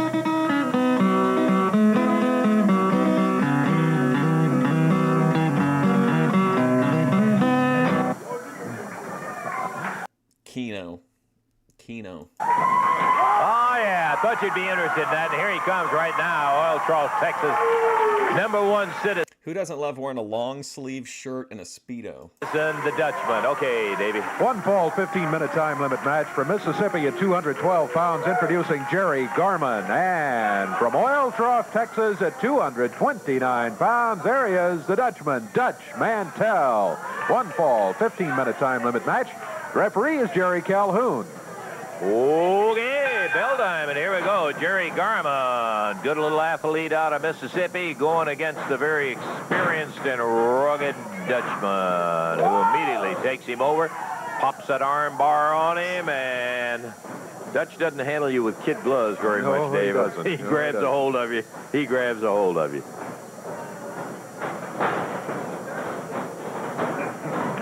Dutch standing side of the block. Pops that hips to him and takes him right over and down. Gets a 1 count. Garman easily gets the right shoulder blade up. Do you think he shaves? Do you think he shaves the side? Like he shaves his body hair the way that he does because people complained about being in a headlock and it's like in his hairy underarms. It'd be so gross. Him all sweaty. That's how real men dress. Which one, here or when he was dressed like Hank Williams Jr.? Yeah, that's not a hold to be able to keep that right shoulder down. Dutch knows that. He's just working on him with that headlock. Wasn't really going for the pin at that point. Staying right with him, center of the ring, hanging on to that side headlock. Back over in the ropes, the referee calls. So that tag team's has 2 different outfits. They've got red trunks, and now we're seeing the blue trunks. So that's, if you got 2 sets of gear, maybe they're kind of like territory era jobbers or something. For a break, and the Dutchman draws the fist back, pulls up on it. Referee steps in between, and off and running we go. Hold on, look at the front row. Did the AI mess up on the front row? Do all those T-shirts say reserved for Bill Dundee? Again. Boy, Dutch will do it to you either way. I mean, he will get in there. He can wrestle. There is no two. We've said that a million times and made no bones about our admiration for his ability to wrestle. Now, the Dutch will get mean with you, too. And I mean, at the slightest provocation, drop of the hat or the bat of an eye, he'll do it to you. He just dropped a lower leg on Garman, who was lucky to get out of that one. He hurt him when he dropped down on him, Dave. Yeah, Garman, I wasn't sure he was going to be able to kick out of that one, but he did at the 2 count. There's a 1 count. Again, Dutch with a headlock. Same situation as earlier. The not a real good way to hold the right shoulder down when you've got the headlock like that. We're about coming up on the 2-minute mark here. Minute 50 gone in this one. Garman firing that right hand at Dutch, whips him across the way. Garman had been a little intimidated. He made the rush on Dutch in the corner, and which he had, and he caught that foot right in the head. Slams him down, covers him up. 2, 3. Got him. Yeah, no getting up from that power slam. 2 minutes, 12 seconds the time on it as the Dutchman takes it. Yeah, Garman made his move on. Looked like he kind of didn't get up high enough for him there. Dutch after being intimidated by him, but I'll tell you one thing for a living fact. He came in there too quick, and Dutch, boom, on him with a boot. He rattled him with that boot, put him down, and power slammed him, and son of a gun, he got the 1, 2, 3. We still got a bunch of Son of a gun. That's like is that the first one of this episode, I think? action to go. Dundee and Landell will be here. The Fantastics, J.D. Costello and the Mod Squad. All of that yet to The Mod Squad. come back in a moment.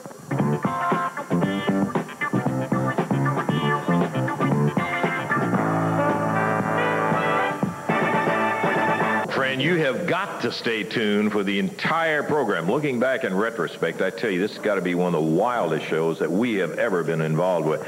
Do want to tell you this. Here's Lance Russell to do his weekly. This is the craziest show I've ever seen. You must stay tuned to the very end. Just get your pencil out. How about Monday, March the 10th at This is like the original clickbait. Litchfield, Kentucky, the Grayson County High School. What an outstanding night of action that is going to be. You'll be seeing the Mod Squad that we met a little bit earlier there. Also, you'll be seeing Dundee and Landell. They'll be in Litchfield on March the 10th. Thursday, March the 13th, Ramsey, Indiana at the North Harrison High School. What a great card is coming in there. That's the 10th at Litchfield, the 13th at Ramsey, Indiana. Your time to get out and see championship wrestling in person. How about Wednesday night in Evansville? Well, again, I'm going to hold the main event. You got to see that. Billy Travis goes against Pat Rose. Abdul Gaddafi against Frank Morrell. Crazy French-Canadian Joe LeDuc comes back, and you're going to be seeing the Fantastics against the Mod Squad, plus a dynamite main event. Hey, we're waiting now for all the troops to get in here, and here comes... Well, are we going to get an explanation on what's the deal? Are these Mormons in the front row or what? That's pretty interesting. Quality of it, but I noticed it's shedding. I see some of the fur coming off on the ground down there. Safe mats down here at the Memphis Coliseum. Running Dundee back to the corner finally. Or I guess whatever TV. This isn't the Coliseum. Whatever. Oh, is that the first time in these 86 episodes that we've seen somebody? It's Jeff Jarrett. There you go. So this is a chance for him to get some bumps in front of a live crowd and get a little bit of a sliver of performance